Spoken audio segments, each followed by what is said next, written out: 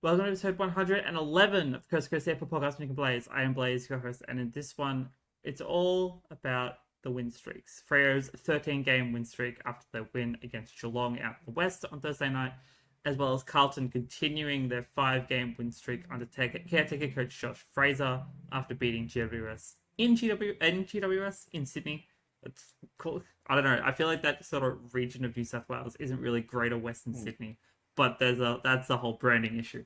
But yeah, that'll be the two focuses. I know, right? Those will be the focuses of this week's episode. But without further ado, how are you doing, Mr. Sarek? Yeah, not too bad, not too bad. It's been a bit of a eventful day. We sort of organized catching up. You fell asleep, I did. and in that entire time, the Western Bulldogs mascot got confirmed banned and unbanned from Marvel Stadium. I know. So, what a pretty massive day. What a shocking turn of events. I know. As I said, I just love the fact that the Eagles mascot has never been banned from Optus or Subiaco Oval, despite numerous times landing on people's heads. Despite being an actual eagle. Exactly. But yeah, the little puppet does. So that was funny. Apart from that, I've been going all right. Just been around, sort of, again, went out on Saturday, went out on Sunday. So didn't watch anything on Sunday, really. Just watched bits and pieces. But yeah, as I said, I enjoyed Thursday's last match. I cried on Saturday night, and yeah, Friday night was I guess it was an okay contest. I have a few mixed thoughts on that game. It was interesting, nevertheless. So yeah, how about you? I'm doing pretty well. Been a very busy week for me. I did actually get Sunday off of work, which is very nice. So I used that time on Saturday to catch up with some friends. I happened to see Richmond Premiership player and former Port Adelaide player Big Ivan Solo out in person, out in public. Obviously, did not get a photo. You know, he's doing his thing. He's a retired man. Let him live his life. But that was kind of cool. I watched some of the footy. Actually, I had more time to watch the footy this week, which was really nice. I saw the last 10 minutes of Thursday night's game, and that was a very fun contest. I saw a fair bit of the Saturday games, mostly GWS Carlton.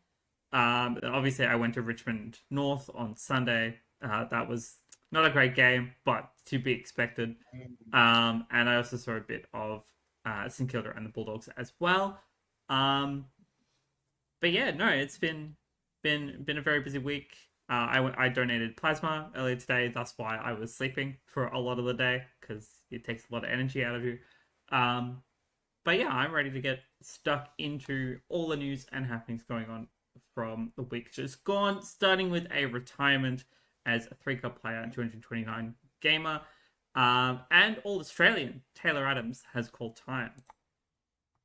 Yes, the 3-club player drafted round 1, pick 13 in the 2011 National Draft, which was their first draft that I think GWS has access to. Yep.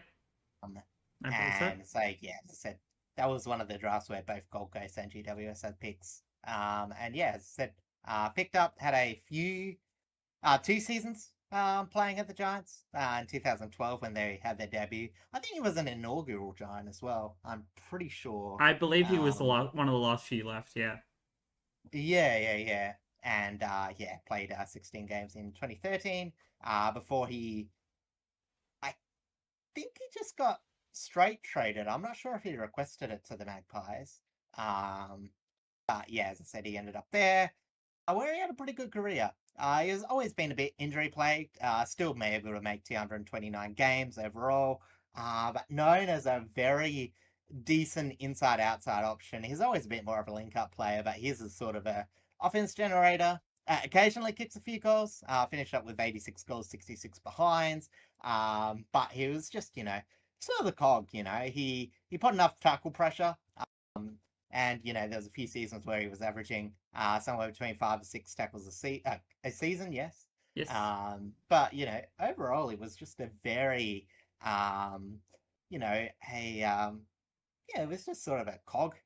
A really decent cog player. He's a cog player with a bit of polish at times, which is, something that you don't always get. But in his last season with the Magpies, as the Magpies sort of had to deal with a few salary cap issues. He was the ones that was sort of offloaded off to the Swans Yep. for a fairly meager deal. And Swans got a bit of value out of him in 2024, sub a fair few of the games. And in 2025, he was barely cited as they sort of moved on. Obviously, Isaac Heaney joined that inside midfield. I think also he was injured for a fair chunk of that Yes. earlier Yes, half of 2025. When he was available, they sort of moved on. There wasn't really a need for him in that midfield, so it was a bit of a shame. As I said, at the time, it was sort of a need for the Swans to get an inside midfielder. But as I said, didn't really go for it. But as I said, in his All-Australian year, he almost averaged 30 possessions, 29.5. It's a pretty big feat. So, especially in such a stacked midfield when you would have had Pendlebury, side bottom. It would be that era. I guess Crisp, but he was more of an outside player. There's one who's retired since then. I can't remember. Anyway. Yeah, there is more that kind of fit into that. The Rat Pack after the Rat Pack kind of group. Oh, the Trelaw. Oh, yeah. That would have been That's when right. Trelaw was at the Pies. Yep, Trelaw before he got traded to the Dogs. Then also you have, you would have had Jaden Stevenson at the time as well, when he was in the league.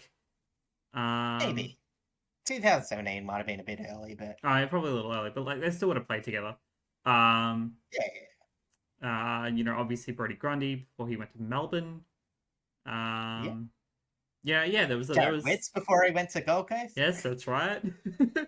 There's definitely a lot of players from that sort of midfield group that ended up going to other clubs later on in the careers.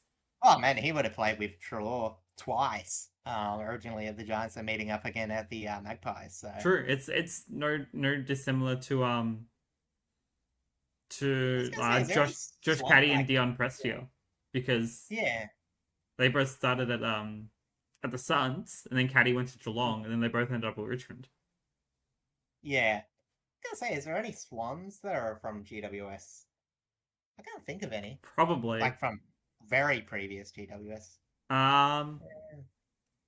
Not off the top of my head. Not off the top of my head, no. I don't think there's anyone recent, at least of like a big name. There definitely would have to be at least one. There's got to be at least one. Oh yeah. Not off the top of my head. I guess it is technically an interstate swap, so they don't always like dealing with each other. So no. Yeah. Anyway, Taylor Adams, pretty good player. Yeah, had a very solid career. Even though it was hampered by injuries, 229 games is still extremely impressive. And 32 years old, it's always going to be really hard to get the body right after a bunch of soft tissue injuries and things like that. So it's very understandable to call time now. We hope he has a wonderful retirement. We salute you, and we look forward to seeing what future endeavors you have in store if you're willing to share it with the public world. But that will now bring us to our first game of the week, a big Thursday night clash out west, where Fremantle. I thought you were going to talk about the nah, mid-season. Nah. Oh, no. Okay, cool. We won't bother with that. That's fair. TLDR, CEOs have been summoned by the AFL to talk about plans for seasons ahead. It's all kind of not great information, I'll be honest. It's all pretty bad. You'll hear about it in talk stuff. We might cover it next week when there's a little bit more information out about it. But for now, it can wait. So we're going to jump over now to our big Thursday night clash out in the West, where Fremantle hosted Geelong, and with a 9-point margin, Freo continue their win streak, making it 13 games, 14-15-99 to 14-6-90. Yeah, and the final match stats don't sort of tell the whole story because, although it was always a close game, it was technically dominated by the top of the ladder Dockers at home. The injured Geelong, however, took advantage of the home team's poor shooting to make this a real game.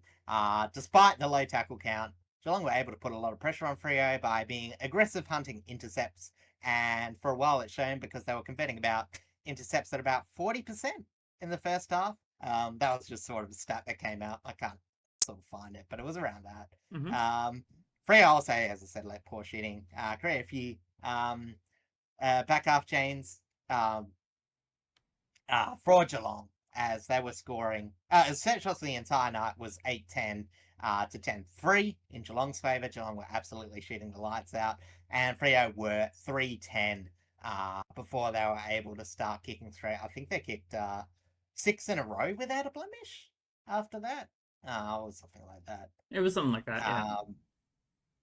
Yeah, but one of the biggest turning points of the game, and this is going to be, I mean, I know it was sort of a semi-controversial pick for All-Australian a bit earlier, but now it's all but confirmed. Luke Jackson, his last half was absolutely fantastic. I will give credits to young Edwards. I thought he battled pretty well in the first half. Mm-hmm. And, Jackson had a bit of the pill, but he was, just enough pressure on to, force a few worse disposals. But as the game went on, it was pretty clear that it was Jackson's game.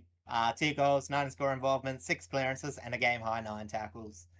He is having an absolutely fantastic season. Oh yeah, no,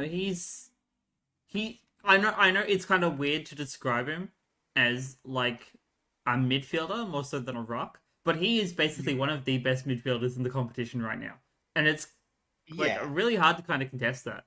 Like the fact that he is kind of in contention for the Brownlow, just off of the great season that he's had so far. Even though he will guarantee you get votes stolen out of your Sarongs, your Brayshaws, your Boltons, even Hayden Young, even the forwards. Reed would be one of them. It's a tough ask for a ruckman to even be considered to winning it right now, but he is one of the best players in the comp, and it's incredible just to watch him play.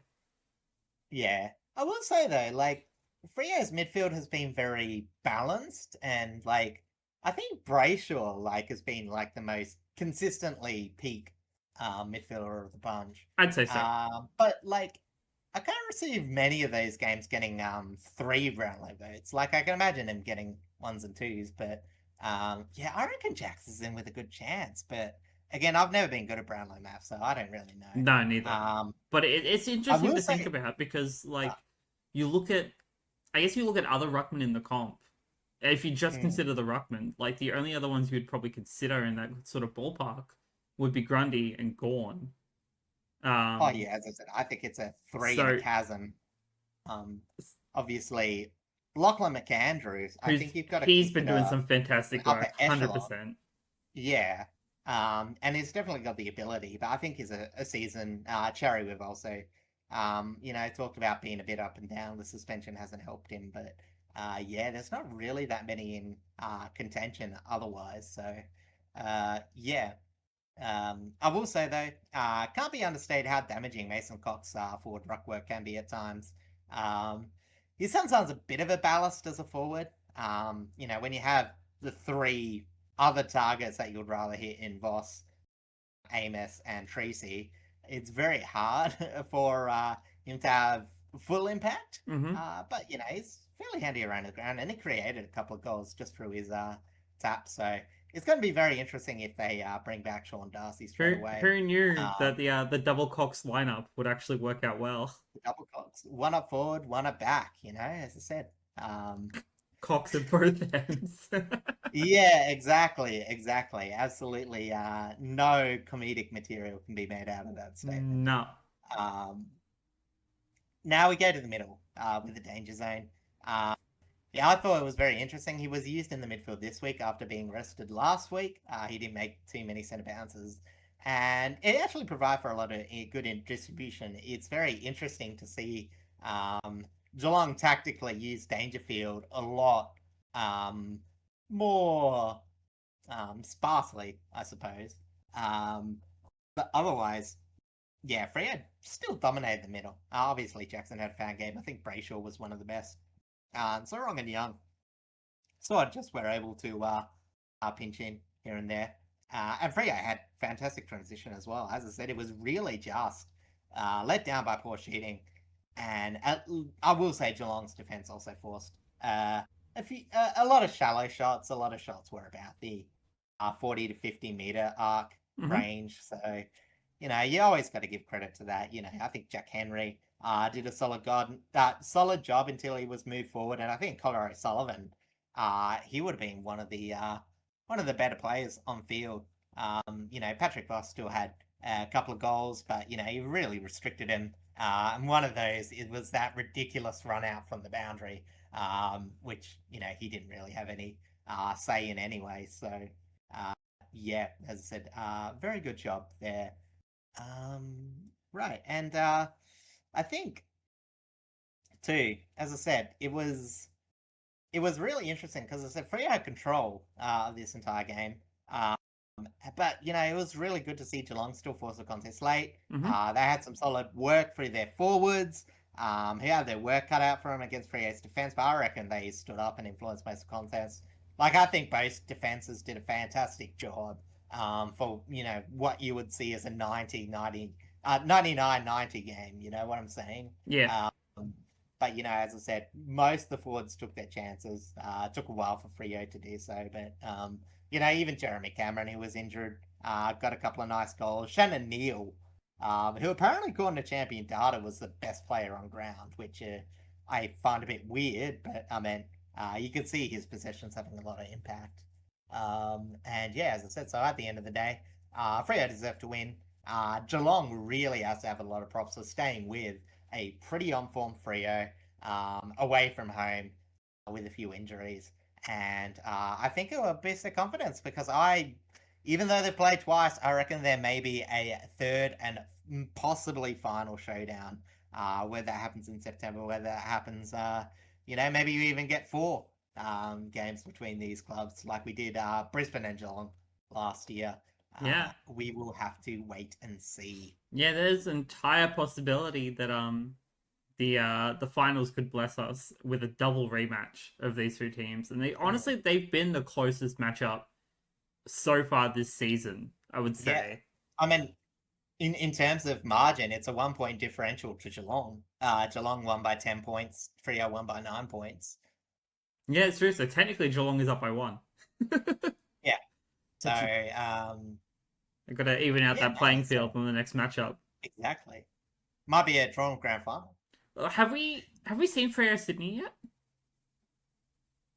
Because No, I don't I don't think we have. I don't think we have either. So Coming up in a couple. so Yeah, that'll definitely probably one of the games to watch. I would say as the technically big top 2 clash. Um, yeah. but in It's terms really of this, interesting like because it's Geelong like, is still very much matching up well as a top 4 team. yeah, yeah. Well, I will say about Sydney is like, it might not actually mean that much because again, top 2 doesn't actually matter which one you get because there's a theoretical possibility that it matters. No, it never matters. I think, because you always be separate. Correct. Yeah. So, yeah.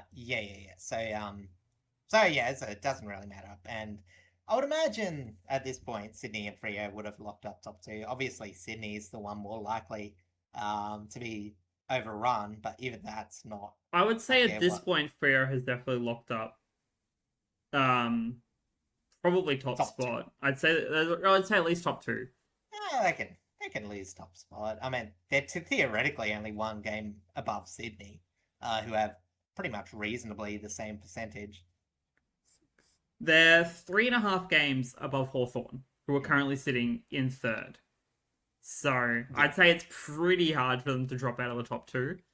Um, but and they're still a game ahead of Sydney at the moment as well.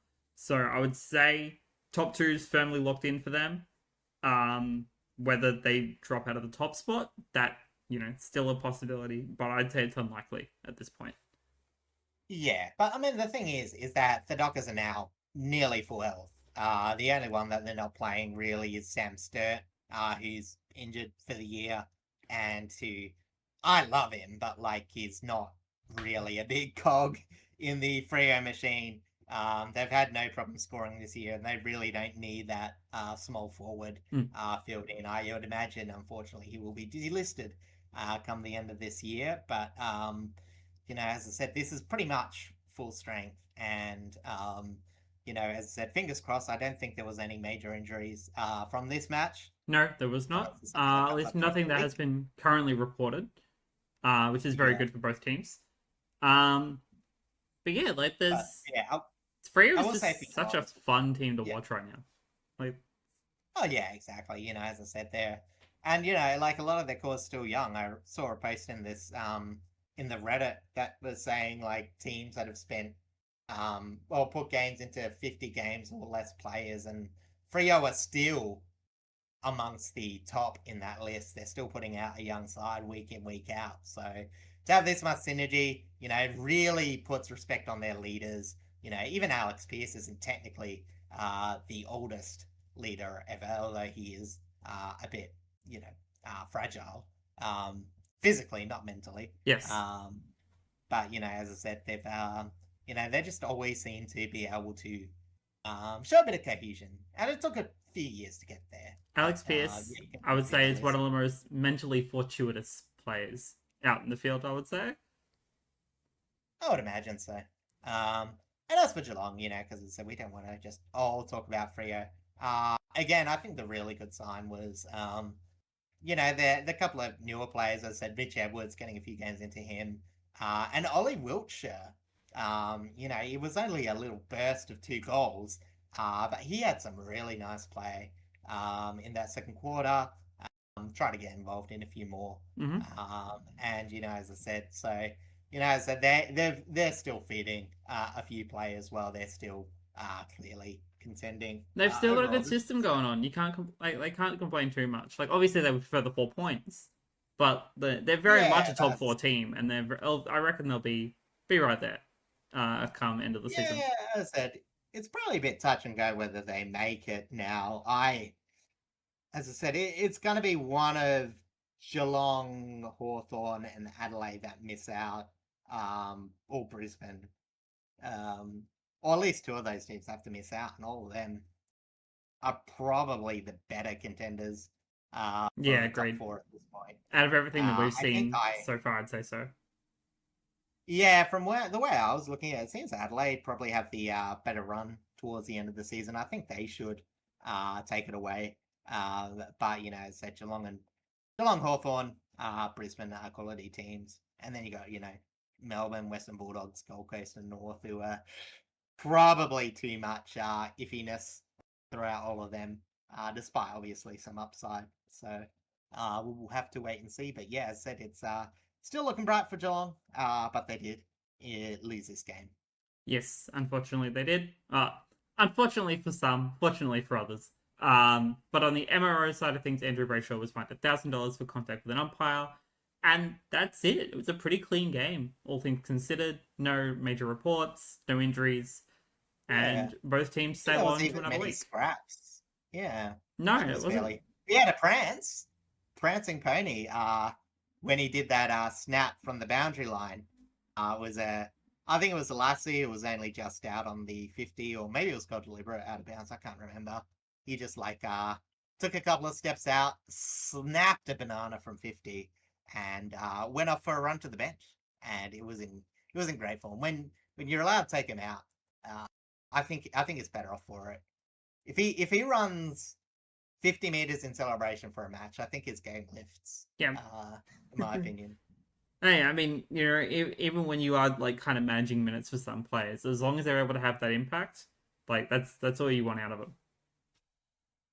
Oh yeah. No, this is just the runoff because he kicked a goal, goes to the bench. It's a typical AFL way.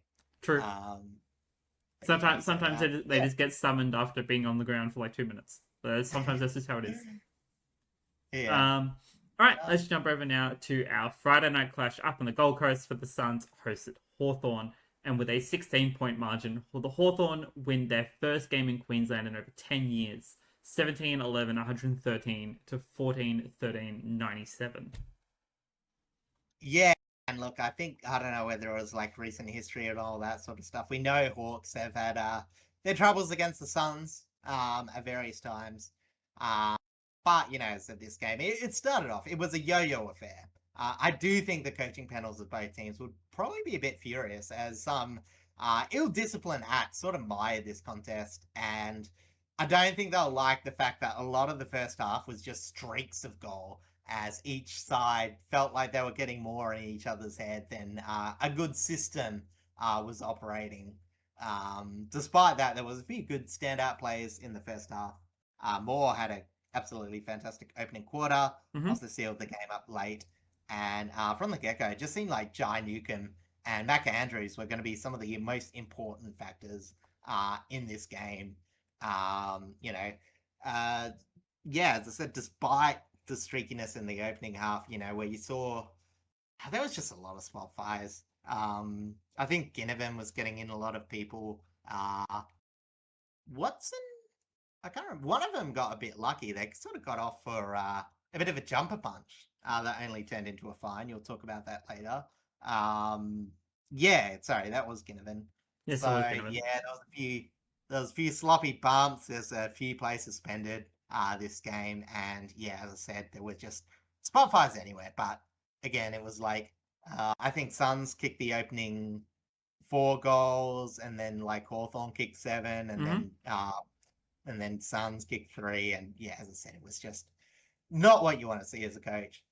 But after all that, the second half of football was really, really solid.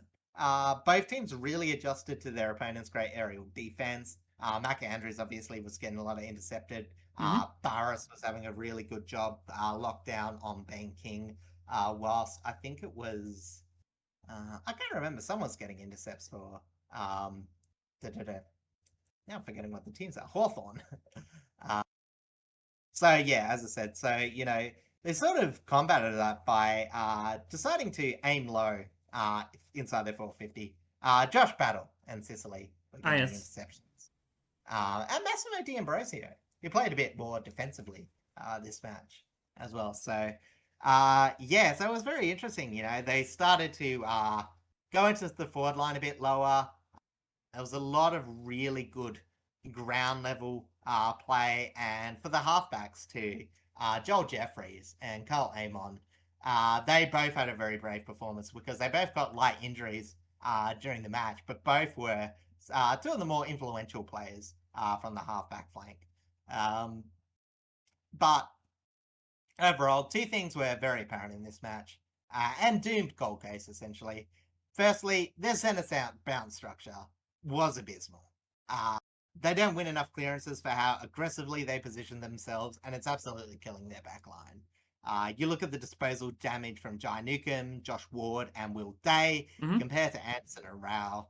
Uh, and it sort of leads to the second point that Gold Coast have reverted to turning possession and meterage dominance into a fat load of nothing.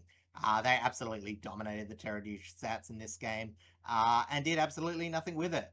And while some teams use safe passage to work out defenses and control the flow of the game, the Suns really only let out to bang average inside 50s, which sort of did improve come later in the game, but overall, it just wasn't enough. As I mentioned, Barris sort of dominated King.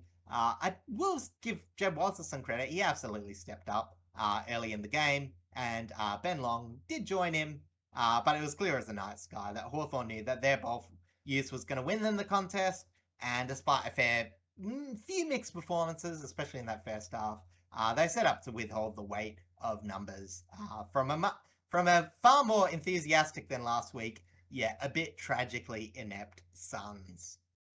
The best way that I've kind of seen the Suns outfit described this season is that, especially for that midfield core, it's all Mm. offense at the start of the center bounce, and if they don't win that clearance, they very much try and rely on their back six to make it up for them.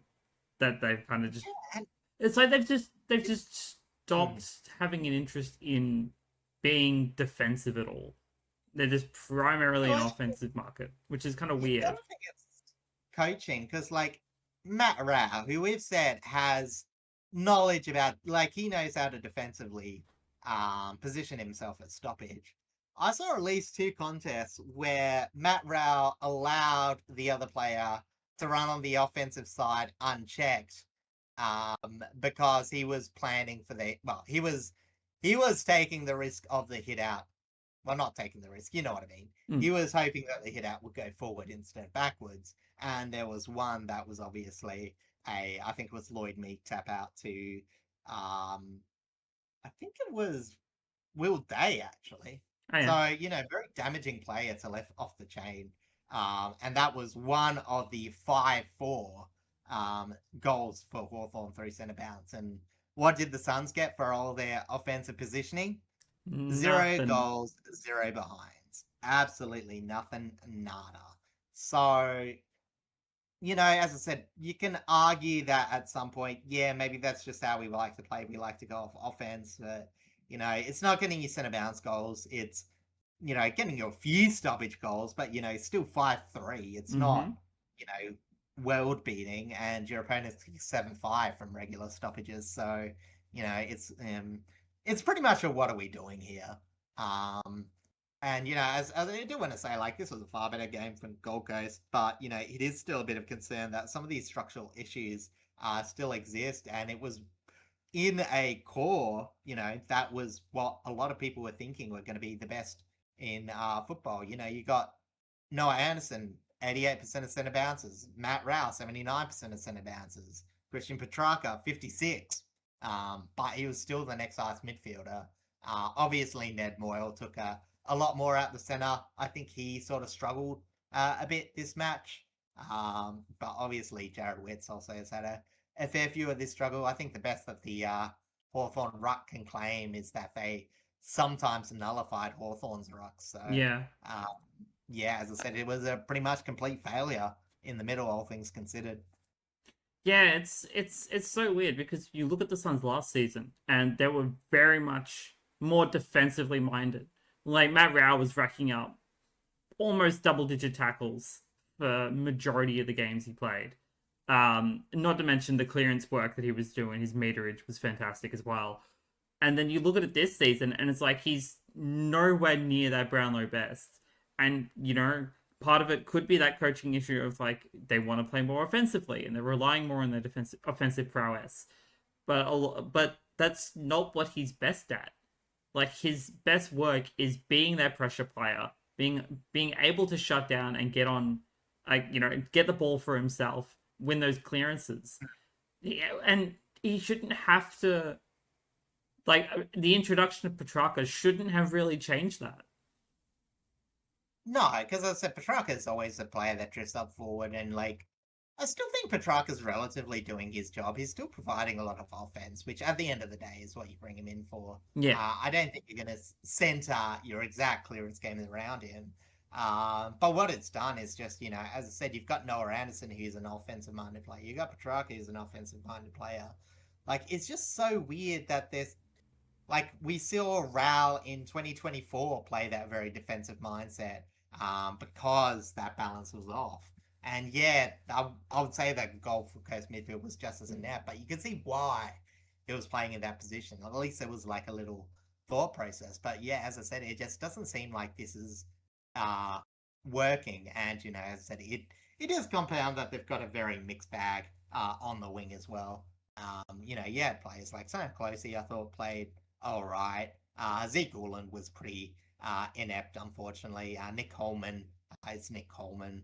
Like that was his first game in ages, and was probably, I think it was like his 100th or 150th game, and it's like 30 years old or something, 32. Something like that, yeah. Yeah, I mean, it is what it is at this stage. Obviously, he was replacing, what's the name? The former Freo, no, the other one, not Egg Langdon. Lucky Weller. Lucky Yes, Weller. that's right. So yeah, but on the positive sign for the wing, was a player who won one of the awards this week. If you want to take it away from here. Yes, Jai Murray, the youngster who has only recently been firmly more included into this Gold Coast outfit, has won the Rising Star. 17 touches, 7 marks, 5 tackles, very strong defensive work from him out on the outside. It's just unfortunate that it's not exactly a kind of his work rate isn't exactly like balancing well with the inside outfit. I thought he was fine. Like I said, he even got involved. 6 score involvements, 2 goal assists. That to me is like a really good balance of offense and defense on the wing. Um, as I said, it was unfortunately, as I said, Zeke Uland was a very. There's been a few patchy youngsters on the wing. Zeke Uland. We're going to talk about the young Dersma coming up in the North game. So Yes. as I said, it's weird. Look, when we're going to be doing our All Australians, it's going to be weird because there's not that many selections this year of pure wingers that are proper. We're going to have to be putting those midfielders. Gonna do the cheap option of putting Bailey Smith on the wing. I would imagine. I don't know. Um, I think it could still at least be one option, but it'll be very dependent on the rest of Hawthorn season as to whether someone like D'Ambrosio kind of makes it into the lineup, because he's kind of like the only one that's kind of standing out, and even then he's had a quiet season. I wouldn't say D'Ambrosio. I would have thought I'd say like I don't know. I have to look at it. I've been tossing up whether to do like a post by All Australian. If I do, I'll just like make a list and we can just lightly talk about it. But yeah, it's just interesting. I've sort of been thinking about that. But yeah, wings this year not that good. But the wings might not even exist according to Cyric wing theory. How they're basically just like half forwards and half backers in disguise. They Like really are most of the time, to be fair. yeah. So yeah, it is what it is. But yeah, now I've got a few things to go through because there was a bit of carnage in this game. Yes, there was a lot of carnage in this game. Let me go back to our doc. I'm going to start on the injury front because it's pretty gruesome. Daniel Rioli with a jaw injury after a rough tackle. It wasn't even a tackle, it was a rough bump from Josh Weddle. Direct shoulder into the mouth. It was not a good look. Jarman Impey also Oh, off with a hamstring injury. And there was something about Carl Amon as well, but I couldn't find anything reported on it. yeah, so he came off with it was sort of like a calf-ish, I think. It was just a contest. He came up a bit sore. We thought it was going to be out, but then came back after halftime running, so played out the rest of the game. Okay, that's good. On the MRO side of things, Jack Ginnivan was fined $1,000 for striking Zeke Uland. Josh Buttle is suspended for 3 matches. I don't know if they're contesting it. I don't think they should be. For rough conduct against Daniel Rioli for said jaw injury. And Sam Closey was also suspended for 2 matches for rough conduct against Cameron Nan. It's a semi dangerous tackle. I think he pinned both arms. It was a really quick movement, so I don't know if there was enough time to necessarily protect the head in the tackle. But he did hit his head. Yeah, I Thankfully, think no it was injury out of just that though. yeah. I think it was just the lack of movement of, sideways. Like, I think in that position, you've got to try and turn the player, which just didn't happen. And Yeah. that was an action that could have happened in that time frame. So I would imagine this is just for both of them. Stick. Josh Weddles was far worse. He's had a Oh, pretty absolutely. mediocre season, to be honest. Like, some of his bowl use has been okay, but it's been, uh, yeah, a bit up and down as that loose man in defense. Maybe they're just not running the roll through. They don't need that back half run. Still generates a lot of meterage though, so it'll be interesting to see how they operate him without him for a little while. Yes. But I'd imagine Sicily sort of plays a bit more of that role. Yeah. I imagine they probably push Sicily up the ground probably a little bit more. Just kind of fill in Whittle's It'll role. be interesting because, Considering the back line, it's kind of like free flowing at the moment. They've got a lot of players down there. They can kind of flip through for yeah, multiple roles.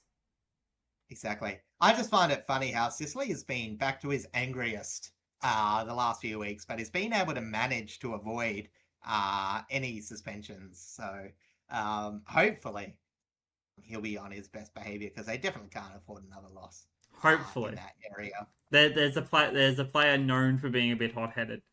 Now Mm, in a couple of games down the line that I will mention because he does in fact get fined in that game. Anyway, jumping over now to our first Saturday game of the round.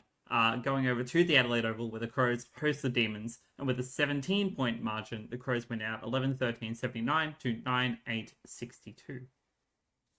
Yeah, and I think this is the last of the fun contests for the week. Unfortunately, none of the. I guess St Kilda and Bulldogs was okay for a while. But so this was a fun contest, tough conditions. And whilst the Demons do tend to be, or do seem to be normalising a bit, as I said, after getting a lot of offense from fairly middling opposition differentials through the earlier parts in the season, they are still showing that they're trying week by week to prove that they have something to give to their opponents, and they prove to be near the top half of the ladder.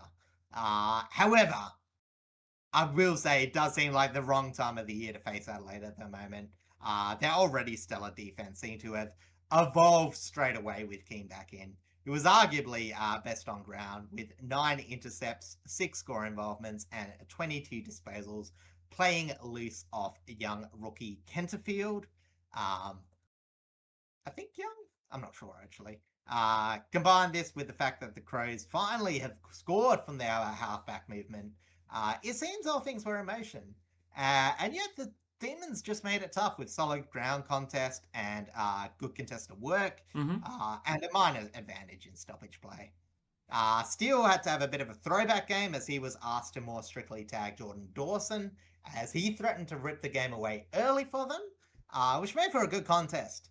McAndrews also, we talked about him earlier, had the best of Gorn too, at least purely in the ruck.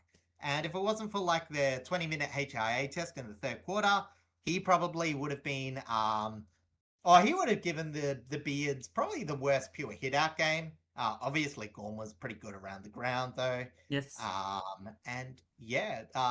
Melbourne's defense too only really ever got broken by a few times by the 3-pronged attack. But yeah, as I said, and if it wasn't for Adelaide restricting their set shots, they would have done enough to win. But despite a good showing by Van Rooyen, as I said, it was pretty clear as day. Melbourne just got swallowed by a fantastic Adelaide defense. Yeah, it's this was a very fun even contest. From what I saw out of this game, the fact that even though Melbourne are in like this very weird position as a team where you've got a brand new coach and they're still very much like working through this new game plan and such. Like they're shown to just have a lot more having a lot more fun on field this year. And even though like their forward line is a lot to be desired, they're still making the most of their opportunities, and they are doing pretty well in dealing with some of the better defenses in the league. Yeah, well, as I said, I think it's starting to come good because, as I said, they're not as efficient as they probably could be. And you see a lot of it with their back half transition. Their transition as well. Like, that's fairly streaky. Like, their back half transition, even last year, should have been a lot worse, but Adelaide's forwards were just scoring a lot from them. Now, as I said, scoring from stoppage could have been a lot better. And that was actually a reflected in this game where the Demons won a minor stoppage difference. It was only 2-4, 2-4-3 in terms of score from stoppage this game. Almost all of it was done through the turnover battle. But yeah, as I said, it's I would say I think at the end of the day, even though they're not that efficient, they'll still outmuscle a lot of defenses, and that's good enough for how good their defense is. Because when you're playing such a restrictive game, sometimes the match-winning things can be the easier shots, and when you have a forward line like that, it's a lot easier to create easy shots. If that makes sense. Yeah, I agree.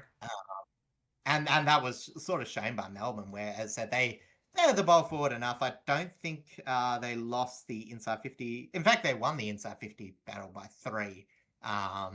Didn't have a lot of possessions. It was very Melbourne-like. It was a very efficient, forward meterage game plan. And not that much pressure too. Only 49 tackles to Adelaide 67. So, as I said, they got the most out of their game plan, which is, as I said, very fast and loose. But as I said, Adelaide's defense was just swallowing up all day. It would be interesting if Keane was out for another, game. Would have that swung things? Because again, 9 intercepts, 2 intercept marks. Borley still having 5, which is he's having a great season. Nick Murray also doing solidly. So, yeah, as I said, even if Keane wasn't back this week, there's a fair chance that this Adelaide defense still would have held up. But yeah, as I said, it was almost a match sealer at the centre bounce. Oh, not in the centre bounce, but you know what I mean. Yeah. Adelaide's defense was just, when they were going to be that good, it was very hard for Melbourne to win. And I do think they gave it a solid effort. Bit of a scrap game. But And yeah. especially when we're talking about like the Crows' midfield defense as well, like we don't have to look any much further than James Peatling and the work that he did on Pickett, because like being able to shut down a player like Pickett is an incredibly difficult job to do. Yeah, just because it's got so much pace. But obviously, even though he's a really good runner, he runs up the ground. Peatling really does a good job of just all game running. Like he does the hard stuff early when the game's more contested, and then when everything comes loose, he'll still be able to stay with his man just from his great aerobic capacities. So yeah, as I said, and this is sort of the thing. It's like, yeah, Adelaide don't get much out of the center or stoppages, but they do defend really well from them. They're one of the better stoppage defenses in the league, and Melbourne, who have found a decent amount of score from that area, suffered a bit. They had a bit of poor back half movement in this game, no marking presence, and a few too many turnovers in dangerous areas. But that's just sort of what Adelaide will do for you. And the more and more I see Adelaide, as I said, the more and more convinced I'll be they'll be top 4 come the end of the year. Yeah, I reckon so. They're, again, we talked about this earlier, but like they're definitely shaping up to be one of the top 4 teams. At minimum top 6, at maximum top 4. As to whether who gets knocked out in that in that sort of place, that will remain to be seen. Obviously, we say Freo and Sydney have definitely locked up top 2. So it'll be up to like Hawthorn, Geelong, Brisbane, Adelaide. Yeah. As to whether like who kind of shapes the rest of that top 6. Yeah, I do reckon there's a good chance that Brisbane and maybe, I don't know, Brisbane and Hawthorn, I probably actually have the gut feeling that they might be a bit too flaky, but Geelong has dropped a few games, so they're definitely in the conversation. But yeah, as I said, in terms of what I like about Adelaide, it's just the players that have stepped up this year. And we've seen another one, Hugo Holkahan on the halfback line, took a more defensive approach in his first match in. And now in this game, he had 23 possessions, 80%, 87% kicking efficiency from only 66% time on ground. Like mid-season draft pickup, obviously not that high.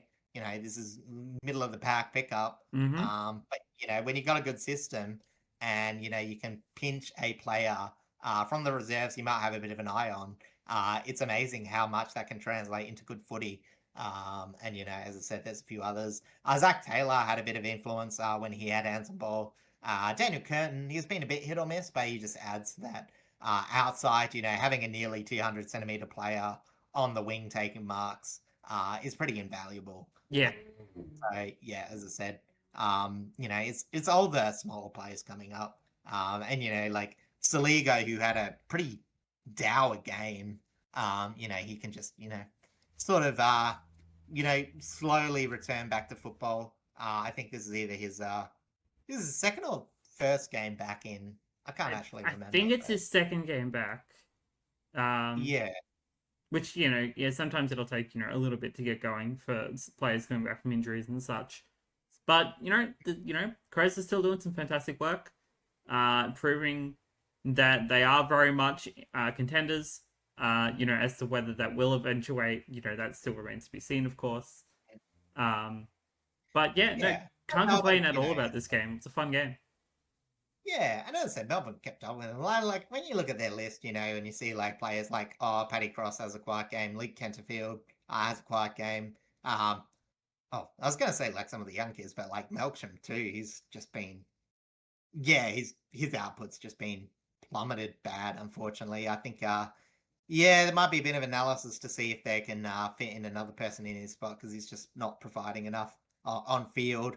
I never really doubt his intent. He's a good leader, but yeah, that's just a bit too little in the last few weeks. But overall, what I'm saying is like, there's got a few kids who are having a bit of mixed bad performance, but their system's good enough to be able to keep up. Yeah. There's that's just part of where they are. Melbourne's rebuilding on an up streak. So, we've seen a lot of teams that have done that. And, this is the bit of normalization, but it's still pretty good football. So, away from home, can't really complain. No, not at all. All right, jumping over now to New South Wales, where the Giants host Carlton at NG Stadium, of course. And with a 23-point margin, the Blues continue their win streak, making it 5 games in a row, 100% win streak, 100% win rate under Josh Fraser, 12, 16, 88 to 9, 11, 65. Yes, not senior coach material Fraser, self-described, but is doing everything to prove the opposite. It was honestly, as I said, it was so funny. It was like a decent enough performance by Carlton. Like I wouldn't be too upset, but the game was very scrappy. GWS weren't completely outmuscled, but geez, they turned the ball over a lot. And they were, you know, they just like to be able to not gain territory, and when you do have the ball turn it over, it's a recipe for disaster. Yeah. As as I said, it's another game where their best use was off halfback, but it was so mediocre. Come the middle of the field. Carlton's defense was also laughing at the thought of being vulnerable without Wiedering. Dirksen, Wilson, Haynes, Dean, they look like an all-Australian defense, at least in this match, and they were pretty good last match as well against Port Adelaide. Tobias and Connor Stone were the only multiple goal kickers. Did a really good job against overall in both schematics and one-on-one performances. Mm-hmm. And against all odds, the often injured Cottrell and the forgotten Akers really added to this Carlton's midfield. Cottrell, yeah, I don't know if you saw the post game, also led the team in the harmonica. I did see that. That's a lot of fun. Yeah, as I said, love to see it. And I think that's just symbolic of where Carlton are.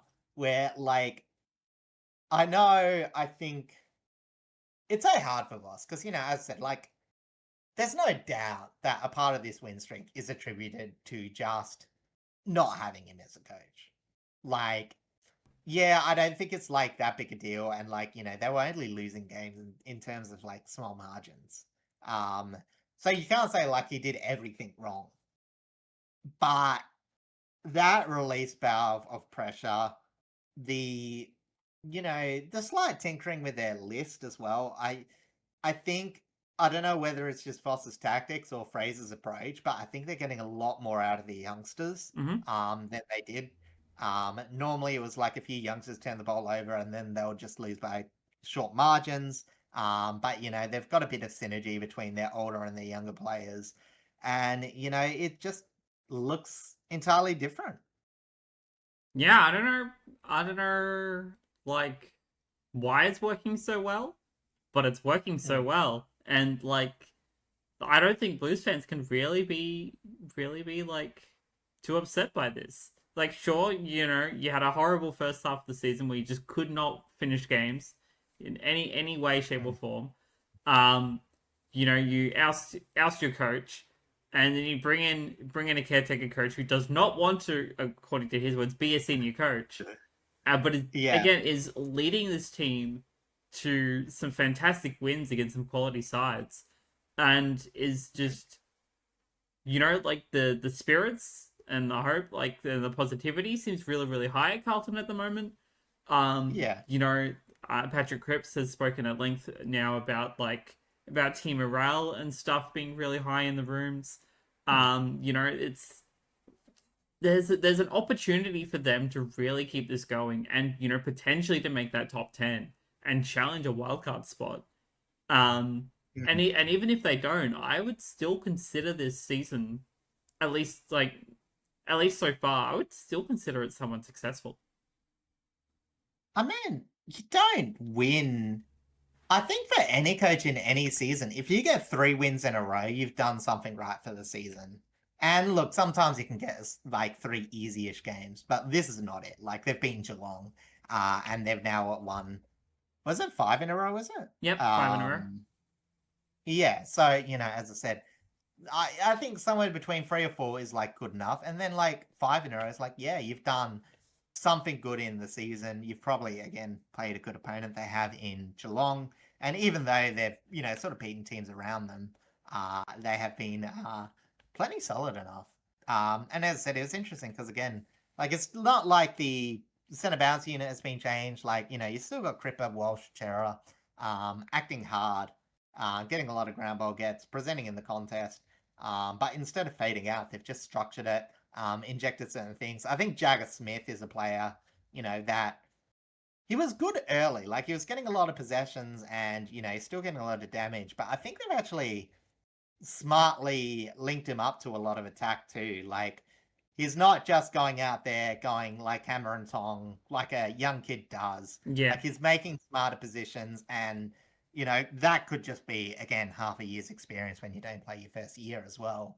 That might not be Voss's fault necessarily, but it's definitely added to that midfield mix. And when they've got the players in the pipeline that they'll be adding to that core, even when they'll make a few decisions on senior players come the end of the year, how much centre bounce rotations they're going to use in 2027.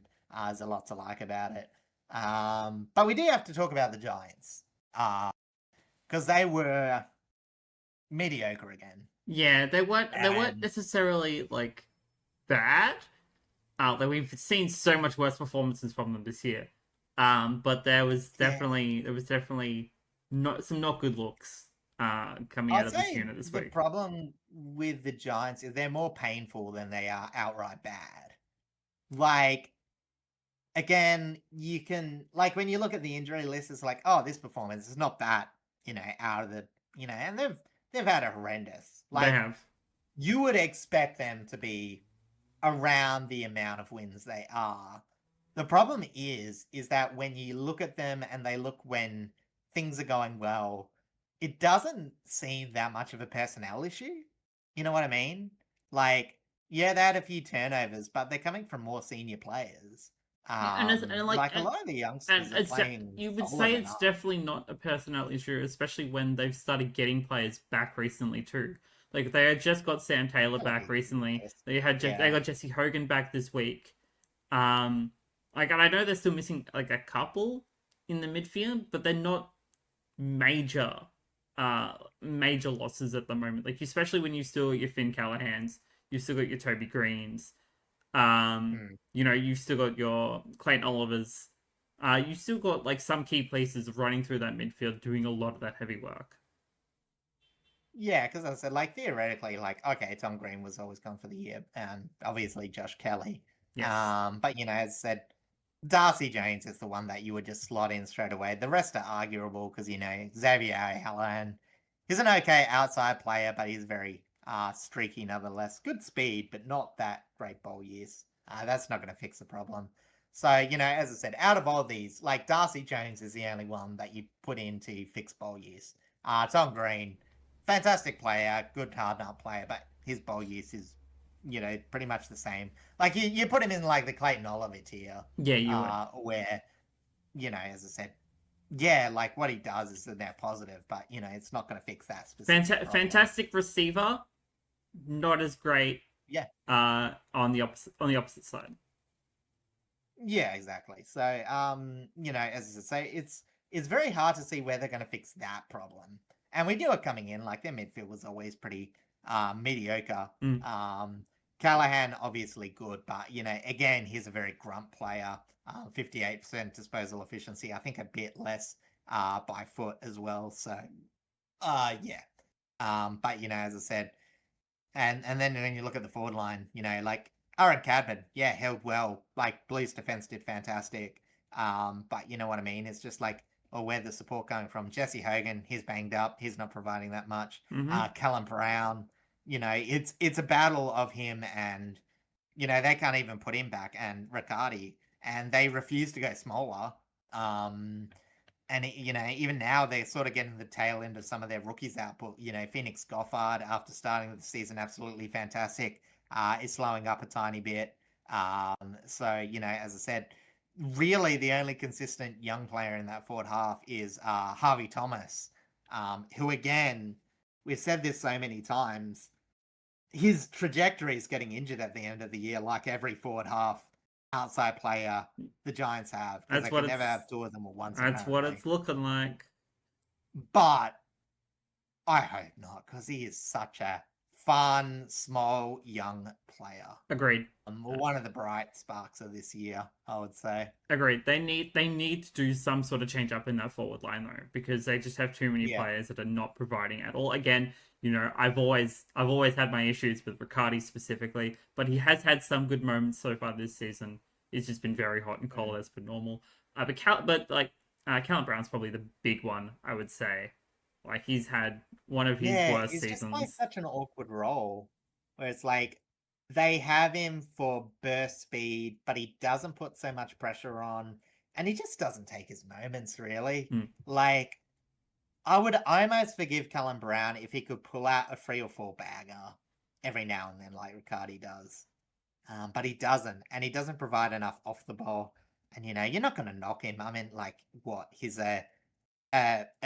it was originally like a project pick from Ireland. You know what I mean? Like, what you're going to get is what you're going to get out of that sort of player. And, it would have been nice with his tool set, with his frame and his speed, for him to be a better player. But I think it just is what it is at this point. And, as I said, I don't think you're going to get too much offensive generation just sticking with the same process over and over. I think they've got to use the back half of this season to change up things, because, it's clearly not going to get into finals, and even if it does, they'll be out in the first round. Yeah, like they've got no momentum this year. Even teams around them, like Carlton and St Kilda, have proven to play more consistent football. Even North, So, as I said, I put a line in them through anything meaningful this season. So I would recommend. Yeah, I'm not expecting the Giants rebuild-ish to make top 10 at all. Especially with the way even with the way this game went. Like, to their credit, I still think their backline is still fairly formidable.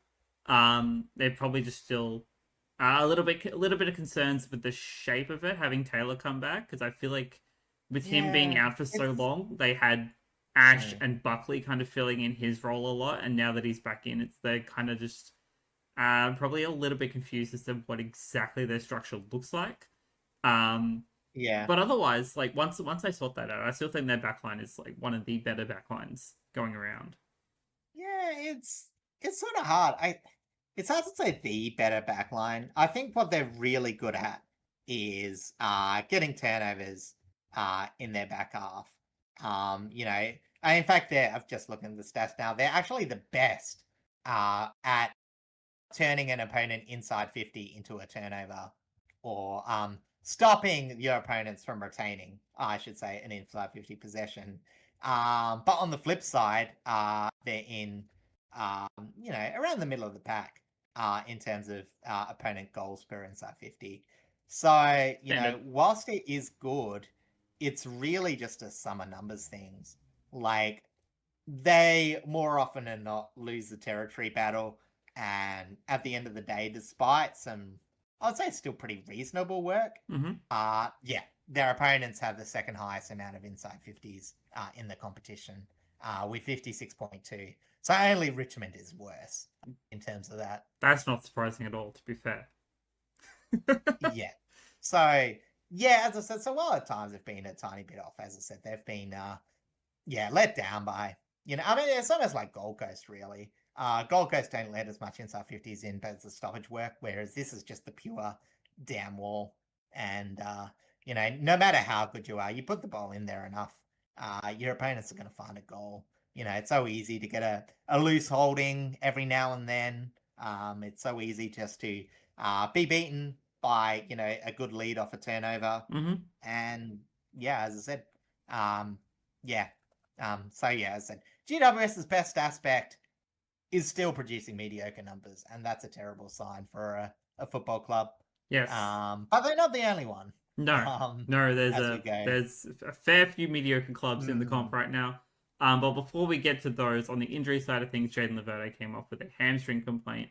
Probably only minor, considering he's had these sorts of issues his entire career anyway. And on the MRO side of things, Toby Green was fined $1,875 for striking Nick Newman, which continues his tally of $50,725 total dollars spent on fines. Second place, obviously, crack 50K. yes, but obviously still in contention with Zach Butters and the quote unquote Butters bill, with his tally being $51,125. So those two are very much still going at it in terms of being the most fine man in the competition. Yeah, as I said, both got away with it. As I said, Ginnivan and Green got away with jumper punches. Like, both were, I would say, in the realm of getting a week, and both got off with fines. So I would say they can consider themselves very lucky. But yeah, as I said, it is what it is. MRO can sometimes be a bit of a crapshoot when what's sufficient enough to be a jumper punch. When they were first introducing it, it was literally just any jumper punch. Now it's with enough force. I don't know, like G. Cole, is it like off the pullback? Is it just like, oh, you can do whatever you want as long as it's like a magnetic fist? I don't know. I feel like half the time it's so. like as long as it doesn't actually hit the face, you or like the neck, you're kind of fine. Yeah, but I think one of them did. I don't think it was Toby's, but I definitely think that Ginnivan got a fair bit of enough to call it relatively high contact. But it is what it is. Yeah. It's sort of hard. I realize I ended on a rant, and we're just about to head over to another game, which is gonna be a sad one for me. Yes. Shall we head over to the MCG? Yes, we shall head over to the MCG, where Collingwood host Port Adelaide, and with a 26-point margin, the Pies do win out 11-12-78 to 6-16-52. This was a misery pit of the game. For the first half, like, the game was reasonable enough. Like, Port missed a few chances. There was a few rush behinds. Collingwood's defense did pretty well. But it was a standard Port affair. Port had a lot of territory, weren't that efficient. Whereas, a few turnovers let Collingwood get enough goals here and there. However, the last half of this game is what everyone took away. Mainly because if you watched it, like, the only beneficial thing you would get out of the whole thing is being able to whinge about it. Because, it started off all right. Well, for Collingwood fans, got off the hook a fair few goals, but after a disastrous contest that led to 2 long-term injuries for Port, it's just confirmed that Port just hate playing the Magpies. They've been thrashed up the last few times, and this game where they got reasonably close, they still lost a lot. Yeah. Yeah. I will say, at the start of the game, when most of the interesting things happened, the best thing was Luca at the start of the game. He would have been probably Port's best inside 50, but wouldn't you know it, Blazy, injured by the second quarter. Yep. I've apparently heard it was a burst cyst. Wasn't actually a knee injury. I don't think you've written it down. Oh, sorry. No, injury. I did. I did actually read that. Apparently it's something that's been Yeah. kind of like on and off dealing with, like, of recent. Yeah. So it's a very interesting injury. Yeah. And it's not funny. It's like a lot of pain from what I've heard. A lot of those sort of things, because it's not just the cyst, it's the inflammation that sort of comes from it. So he would be in a bit of a world of hurt, and obviously. But the good news is he may be able to come back for the showdown, and it's not as long term. Yes. So, as I said, that was probably the best for Port. And some of the midfield work, again, we've got another game where Joe Richards played very solidly. You had Drew play one of his best games for a while. Jason Horne-Francis, absolutely fantastic. And Zach Butters again. One of the best players in the league. Jordan Sweet, again, apart from the couple of dumb things he does per game, is one of the more consistent rucks going around. Again, I don't put him in that top level just because there's like enough of his game that sort of detracts whether it's free turnovers or just giving away really dumb free kicks and 50-meter penalties. But in terms of pure ruck, it'll be up there. So that was good. Collingwood, the best on them was just their punish game. Their transition from the back half was really good. Nakos and DeGoey, absolutely fantastic game. Edward Allen got involved in a little bit. Steel Sidebottom was one of those players that would just hit up in very dangerous areas, find a few good solid options, and that let them take the ball up the field. And as I said, start of the third quarter, it was just Collingwood. They got some decent territory, capitalised off it. Sam Swalding, he had an absolutely fantastic game for a rookie. Kicks a really nice goal. A few other players get involved, and then it happened. The clash. Asava Radagalia, Ewan McKinlay both hit each other. Asava had it 5 intercept marks at this point, 9, the ridiculous number of intercept possessions, and they take out each other. If it wasn't for Asava before this, Port would have lost by a country mile. He was having an absolutely fantastic game. And it took the wind right out of the game. Port didn't muster. They didn't score a goal for the second half, but they just looked out of it. And, the only reprieve out of all this was that Collingwood decided to join them in the pit of misery by not kicking a goal in the last quarter. Oh, how kind they of them. really should have. Port's defense, it was in a, actually, you know what? For how they restructured, it was very impressive. You got young Harrison Ram having to, adjust the way he plays. I think they played someone else a bit deeper. I think it might have been Darcy Byrne-Jones, who was pretty much playing pure intercept. Sort of had to readjust a little bit. So did Lockie Jones as well. He had to play a lot more lockdown. So they had to make a lot of things, and it was impressive. They did also win the last quarter. Not many people saw it. It was tied 4-4. The siren went. Steel Bob, Sidebomb taking a mark. Thought that the siren actually went before he took the mark, so he just kicked it towards goal and gave a rush behind. And gave Port a 0-5 to 0-4 win in the last quarter. Everything about that last quarter was absolutely miserable. Well, I turned it off halfway because I was just sad. And as I said, there was a lot of problems. But I will say the only really standout problem that has to be fixed that, is that week was Todd Marshall. And I hate to say it, I thought he was pretty lucky to stay in the side this week, and he was just non-competitive in the forward half, and how absolutely run rampant being able to run off him in Port's defense. It was, as I said, it was one of those things where it's bad enough, not influencing the contest, but to have your defender have such a big influence, it's such a big net negative. And I don't want to put this all on him. He's a player struggling on form through injury.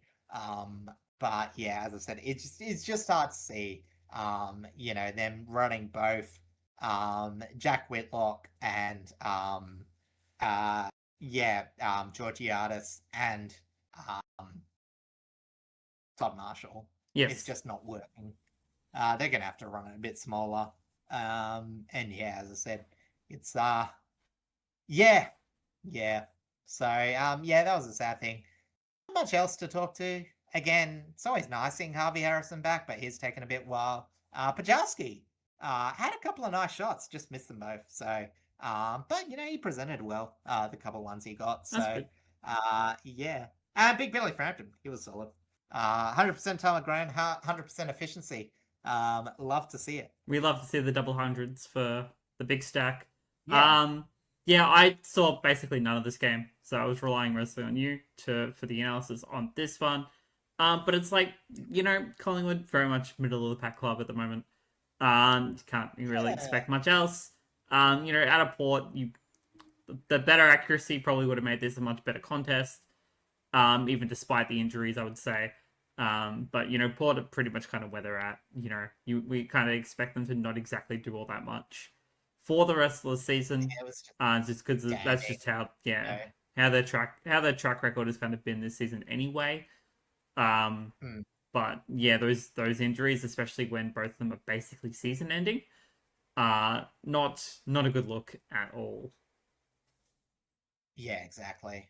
So as I said, I've already talked about him, but as I said, um, yeah, Ewan McKinlay, it's so sad because he had such a good season. He was one of the better offensive wingers we had. Agreed. The plus side is we get Manny Liddy back soon, who was sort of why McKinley was in the side anyway.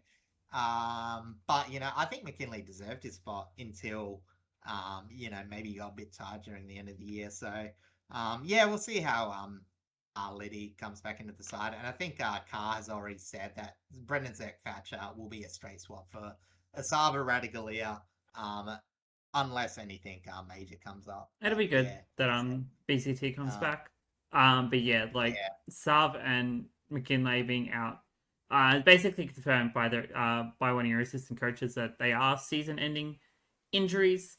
If they're lucky to come back, it'll be like around 24 kind of thing. But I wouldn't imagine you would Oh, even Sava's bother at that gone. point. Like he'll miss the start of next season too. And then obviously Lukosius, thankfully not a calf or anything like that. So he is potential to come back in a couple of weeks. In Um, his calf, but it is not. in his calf, but it's not a calf specifically. Yes. Yeah. Um, so that'll be so that'll be one to keep an eye on. Hopefully he does come back because you need at least a couple more presences up forward, even if they're not offering a huge amount in terms of score. It's Mm, better to have players that can actually like mark the ball and at least create something rather than not have anything at all. yeah. I mean, it is what it is. It's like, yeah, we were wanting to put Jack Lukosius high because he hasn't really been that great when he's been in the forward line. We see him working to start with, but yeah, as I said, if he does come back straight away, he's going to be more forward central. So they're going to have to retool. But I mean, as I said, a lot of this is going to be retooling after three pretty well, two massive injuries, and Lukosius, if he does mix next week, will mean that they're back to the drawing board. Yeah. Well, and speaking of a team that just needs bodies up forward because they'd rather have something to present over nothing. We now jump over to our Sunday games where Richmond hosts North Melbourne at the MCG. I was at this game. It was such a sad game. But with a 25-point margin, Yeah. the Roos did win out 10-13, 73 to 6-12, 48. Yeah, a very tepid affair. They say that golf is a great way to waste a beautiful day, but this contest was really disappointing considering how beautiful the It day was a was. gorgeous Um, day. I was sitting in the yeah, sun. It was nice and toasty, even though I was wearing like 4 layers. It was great. typical Melbourne. Brilliant warm day. I've only had to wear a parka, a puffer jacket, and a beanie. Yep. Um, It's a bit like but that. yeah, as I said, look, Richmond start off well enough. Like quick hands through the middle, a bit of grunt work. They're just unable to find any meaningful connection forward. And the problem is that after a while, after North were pretty much faffing about in the first quarter, Hmm. they slowly convincingly ran away from this contest. It was, I could be described as high disposal or low impact.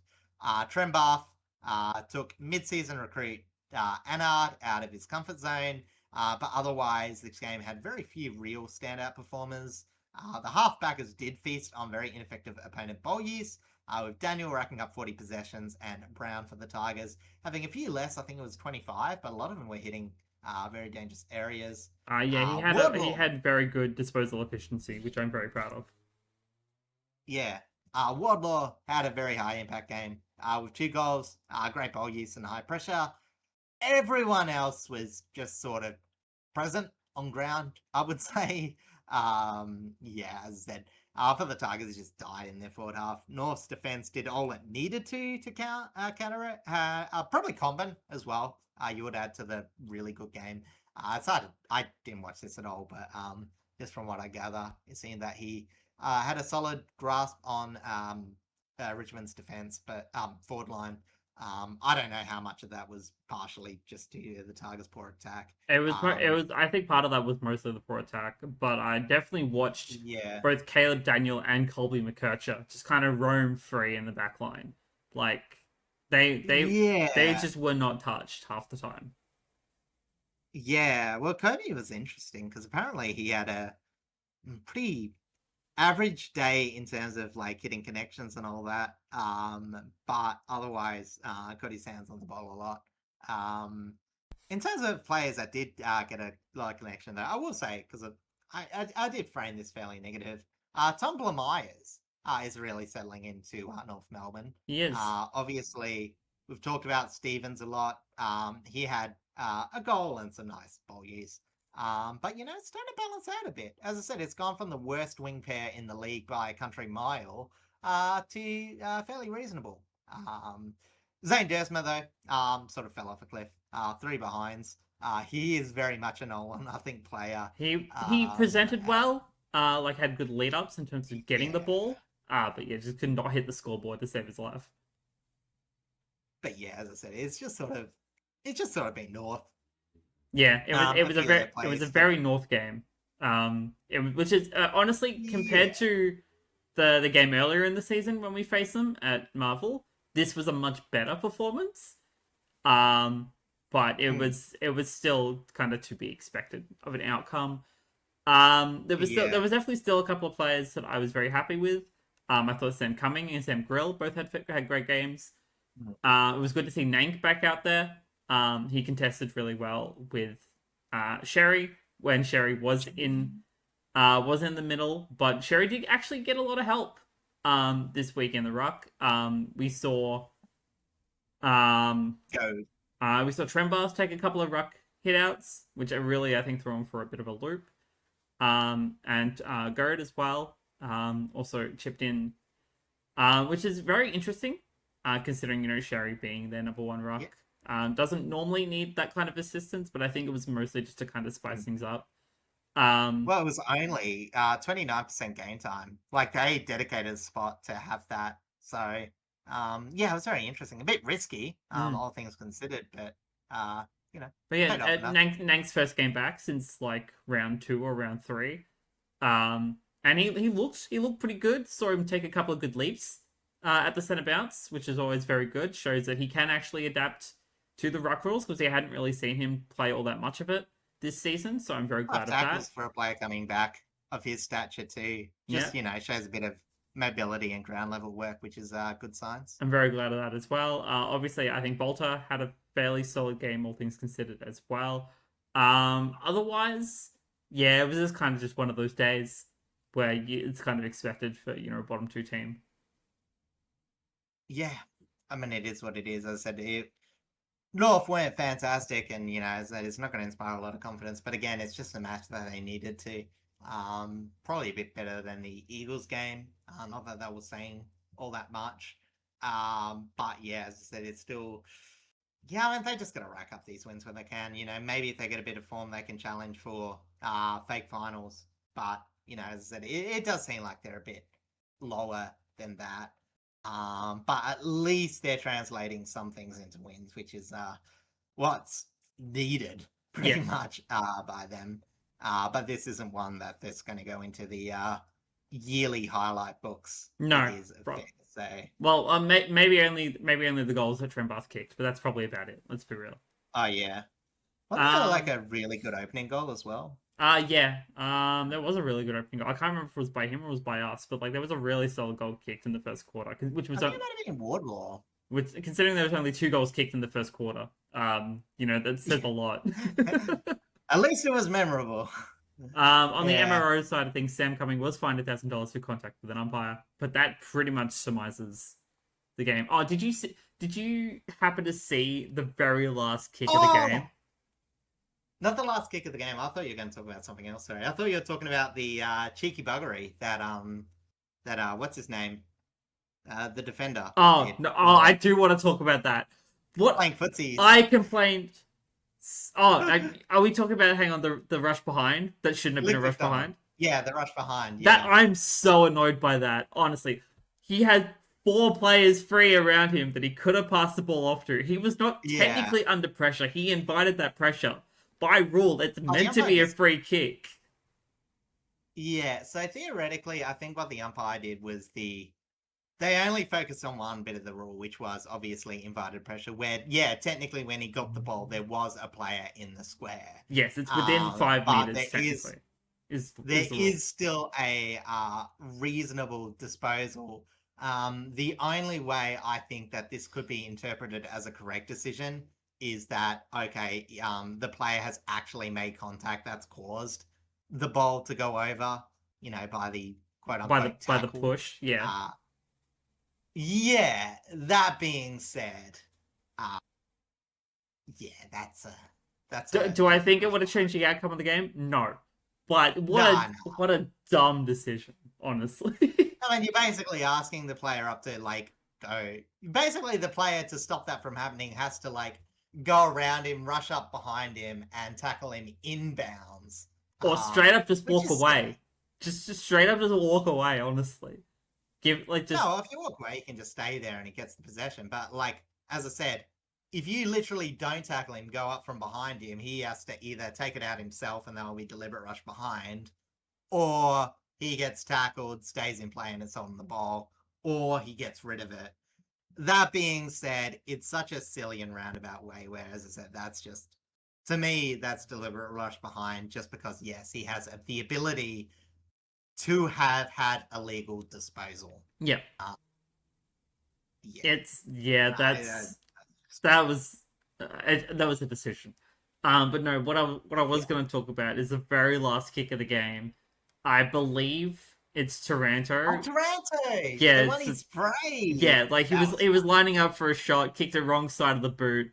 Siren Yeah. sounds like a minute or so later, and it's just a kick that perfectly surmises the game as a whole. Like it was really Yeah, pretty much. funny. Oh, the cane. Yeah, he would have been frothing at that kick. Oh yeah. Uh, not the Um. biggest Taranto fan. All right, let's head Uh, over from a pretty boring game to another serious injury game. Carrying over from carrying over from Saturday, where St Kilda hosted the Western Bulldogs over at Marvel, with a 22-point margin. The Dogs win out 12-11-83 to 8-13-61.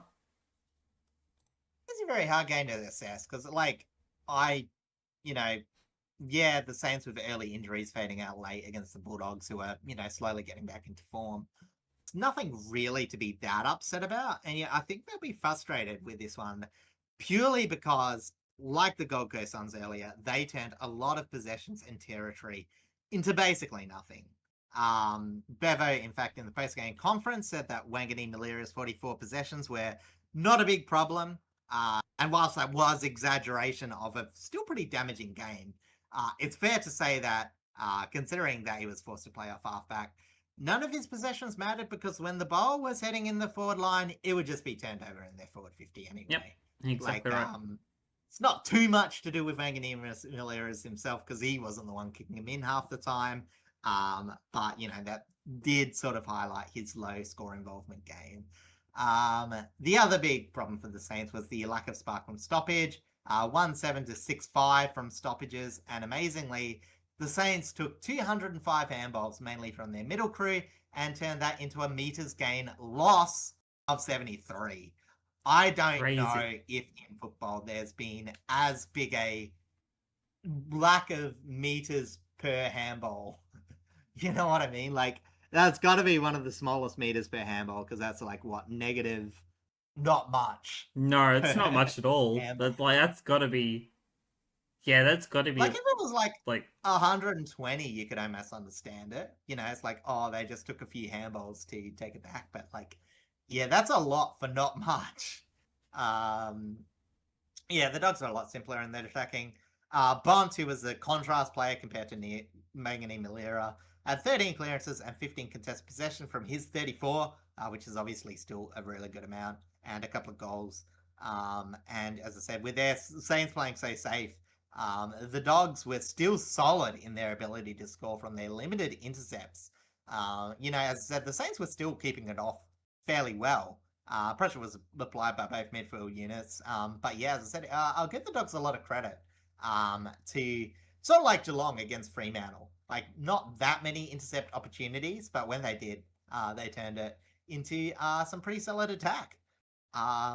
Both defenses, I think, were very solid. I think the separated for the Dogs, they were forcing a lot of bad ground level shots for the Saints, with 12 shots being turned into a pathetic 1-goal 3 for the Saints.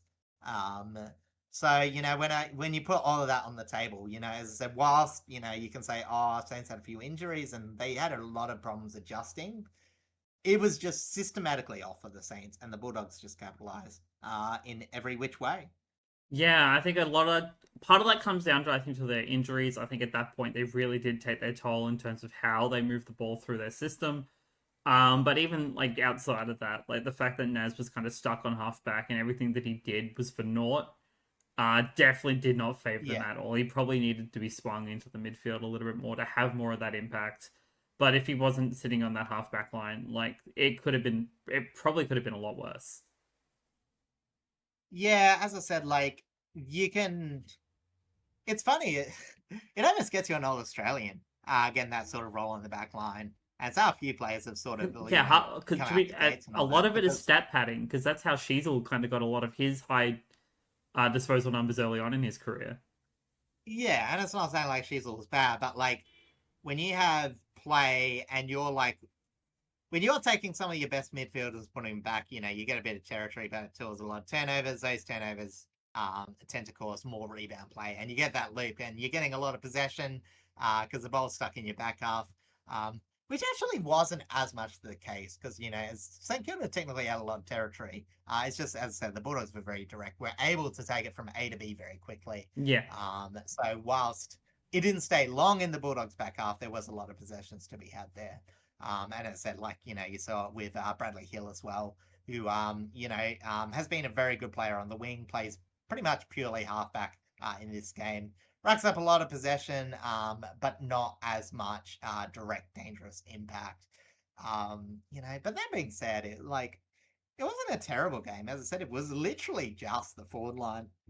Oh, they got nothing going. Liam Ryan, um, super cold. Apparently had a tiny bit of a knock, but otherwise was made pretty redundant in yeah. that forward line. Dan Butler, pretty much no influence in the game. Jack Higgins working his way into the game. And as I said, they needed to find a tall forward, which they just didn't get. Caminiti had to play forward for a little bit. Mitch Owens, pretty non-existent. And Jack Silvani, as I said, even though he was needed in the back half just as much, really had to go in the forward line and do something. And by that, the game was a bit too far gone. So, yeah, as I said, this is just a game where St Kilda's like a forward line caught up to them. Normally, they're creative enough to find a few options, but just due to injury, they weren't even able to do that. So, yeah. But credit to the Bulldogs. As I said, this is pretty much the game plan as they want it. Still, approaching full enough strength. Still got a few players I would like back, but pretty much this is what you see is what you're going to get. And in this game, it was solid enough. Yeah, absolutely. I don't think They it brought will Libba return back it in to this their week, which I think made yeah. a lot more of that of the difference in that midfield core as well.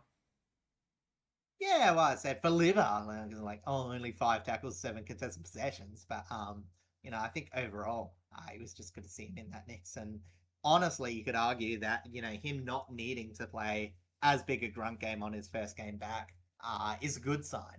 Show Yes. that there was a lot of other players.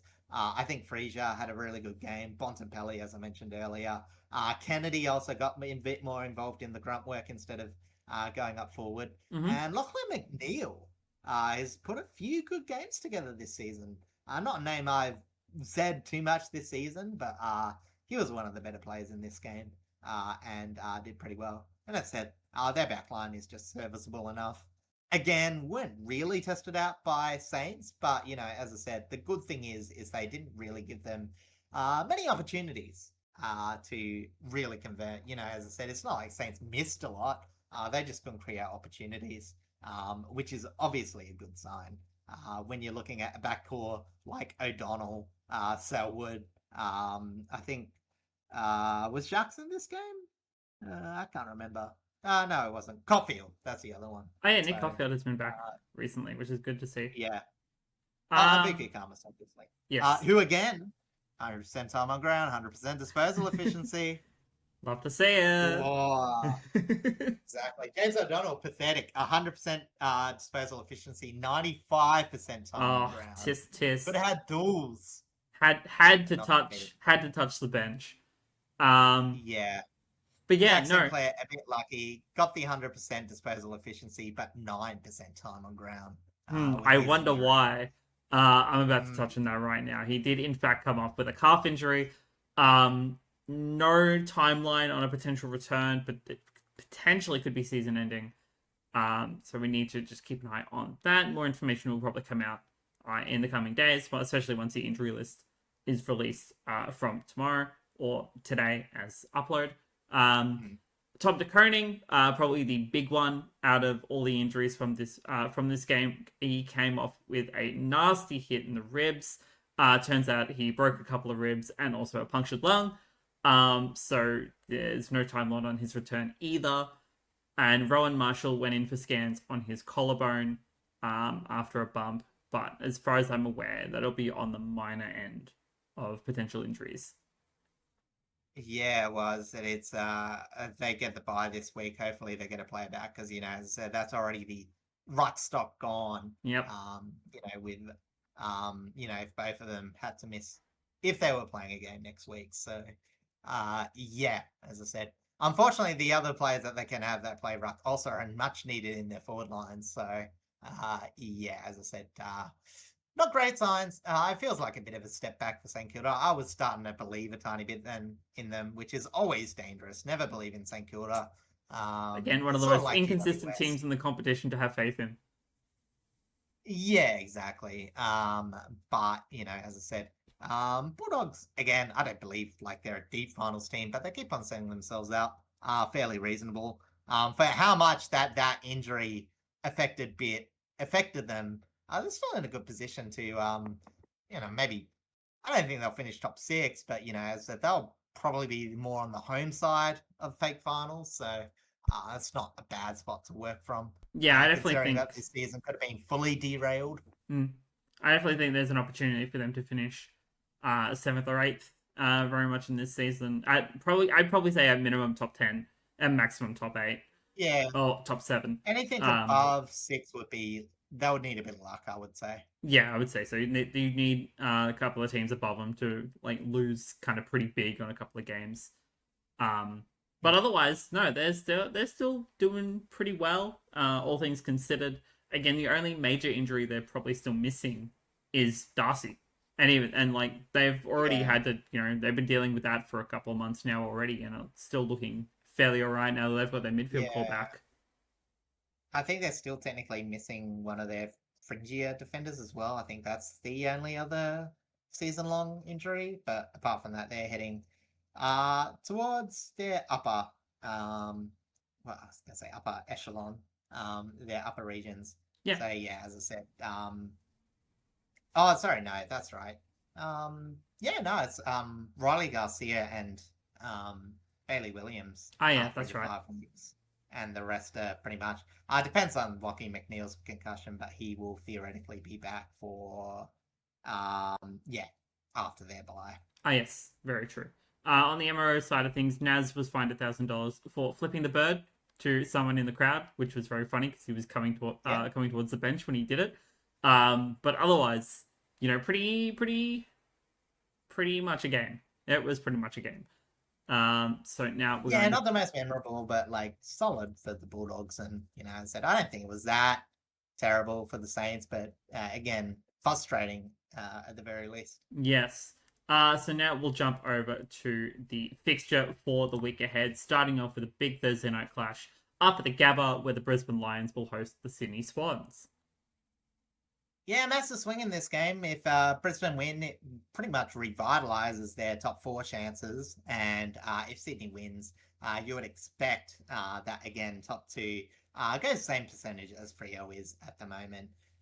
Now, yeah, as I said, Brisbane has had a fairly competitive run with Sydney of late. They did get smashed with them from them. Sorry, apart from the smashing earlier in the year, most of the games between these two times have been pretty close in recent times. Normally been pretty good games. But obviously, earlier in the year was when Brisbane had a few injuries and Sydney took to advantage of that. The biggest thing will be Brisbane's stoppage work. Both teams can score a lot from stoppages, but Brisbane do win the raw clearances. If they can turn that into a overall match stoppage win, there's a fair chance that they can grind out a win in this game. Mm-hmm. But in terms of transition, in terms of general play, I just don't quite think Brisbane have the defensive capability of stopping these ones at full flight. I would say that this should be a very close game. There is probably only a 60% chance for Sydney to win, but I do slightly favour them. I agree. I very much think this will be a close margin game. Yeah, I think Brisbane, whilst they have been on the up in terms of their improvements, considering where they were earlier in the season, I think is very good for them. Like they are looking very formidable again. However, I think Sydney are just in a much better position performatively. I think their offense is much better than the Brisbane defense right now, especially in that midfield. So I think Sydney will take full advantage of that. Their halfback work as well, of course, is fantastic, and that'll really help against a bit of that Lions back line that is struggling in some areas. So I think you're right. I think 65% chance around there for a Sydney win. It depends on But I think it'll as be a well. close margin too. Yeah, it depends also on who Sydney bring back this week as well, because there is a possibility of the return of Errol Goulden. Malakan can come back into the team and Rampy. So I will say if all of those miss, I think it will actually, I'd rather tip Brisbane. But if, as I said, Sydney expect to get a few of those players back this week. Yes. And if they do so, I'd back them in. Yeah, I completely agree on that as well. All right, jumping over to our Friday night clash at the MCG, where Hawthorn will host the Giants. Yeah, and in round zero was a bit surprising then, but even more surprising now. Even though I think I tipped this, the Giants having a win over Hawthorn. Yeah, so as I said, pretty comprehensive in this first one. Hawthorn's midfield have only gotten better from them, and GWS's everything has gotten a bit weird since then. So look, a solidly defensive team versus one of the best defensive teams in the competition, and an inept attack versus attack that has this season still put scores on the board. So to me, Hawthorn are just a better style of GWS, which is why you would favour I them. can That being confirm said, that you did not tip the Giants in round zero. You and I both tipped Hawthorn. didn't I? Okay. I don't know why I thought that. It just seemed like the sort of tip I would make. We both tipped Sydney and the Suns, but which were wins. But then we also tipped Hawthorn and Brisbane, which were losses. So, who Brisbane lose to? the Dogs. Oh, yeah. Oh, that's right. That was when I was in Brisbane. Good times. Rightio. Yeah. Yeah. So, yeah, Hawthorn should win this. Should comprehensively win this. So great. Yeah. Yeah, especially in Melbourne. Again, I don't really think travel affects GWS more as the random dice roll on their players, whether they play effective or not. Yeah, it's more. I think this one is more of a personnel thing than a travel thing. But Hawthorn are just by far the better team right now. So on paper, should comfortably win this. So it does seem like a sort of game that GWS randomly pulls out of their ass. Oh, true. Yeah, considering they don't get to play on the MCG very often, yeah, you'd feel like they might take up that opportunity just to pull some random kind of game out of their hats. Yeah. But now we'll jump over to our Saturday games, starting off at Marvel Stadium, where Carlton will host the West Coast Eagles. And genuinely, I think this could be a fun game. It'll be fun. Both teams have sort of had their best through this season when they provide a bit of contest and clearance. And, as I said, West Coast, it's a bit hard to sustain. They need a midfield that they're able to compete against, and B, they can't be beaten on the outside as much, which is where Carlton's are definitely improved. Carlton also have had the last 6 wins against the Eagles. I mean, as they should, considering the Eagles have not looked good at all in this decade so far. So yeah, I sort of forgot it. Like I said that, and I was like, oh, that's a bit obvious. But yeah, I meant, like I think most people are expecting Carlton to win this. I don't think it's going to be bleak from the Eagles, but away from home, it's probably expecting a bit too much for this to even be close by the end. I don't think the Eagles midfield will get comprehensively beaten by the Carlton midfield. Yeah. I think it'll just be more so, the Eagles' a lack of a decent backline, or a lack of a really formidable backline, in comparison to the Carlton's forward line, which has been a lot more efficient in recent weeks. Yeah. That's another good test of metal for Carlton's backline, because I know that the Eagles' tall forwards are fairly young, but it's still players you have to cover. When in terms of talking about Shanahan, obviously Jake Waterman, and what's Duff Tytler. Yes. Yeah. So, as I said, that's 3 of the tolls that are playing. If they don't have Wiedering back, as I said, that's a big ask for Wilson, Dean, and whoever else that plays. Oh, Haynes actually had a good game last time. I think I should have talked about him. He's had a fairly decent season, like kind of as a whole. It's just kind of been, Carlton being Carlton. It's been, like I said, he has not disappointed for his whole time at Carlton. He's just sort of gotten what you expect. No, he's been a good veteran presence for them, which I think has been like very good. Like for just like, especially when Wiedering's gone down, I think he's been a very solid leader to step up.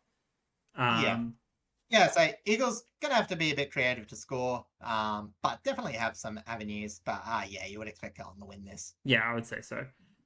Speaking of a team that should definitely win the matchup, we're going over to the MCG next, where Collingwood will take on Richmond. I'm hoping to be at this game. It'll be mostly dependent on how I feel, because I will have work that night. So I'm like, do I want to risk the footy and then have to travel travel an hour to get home for only like 2.5 to 3 hours of sleep before work?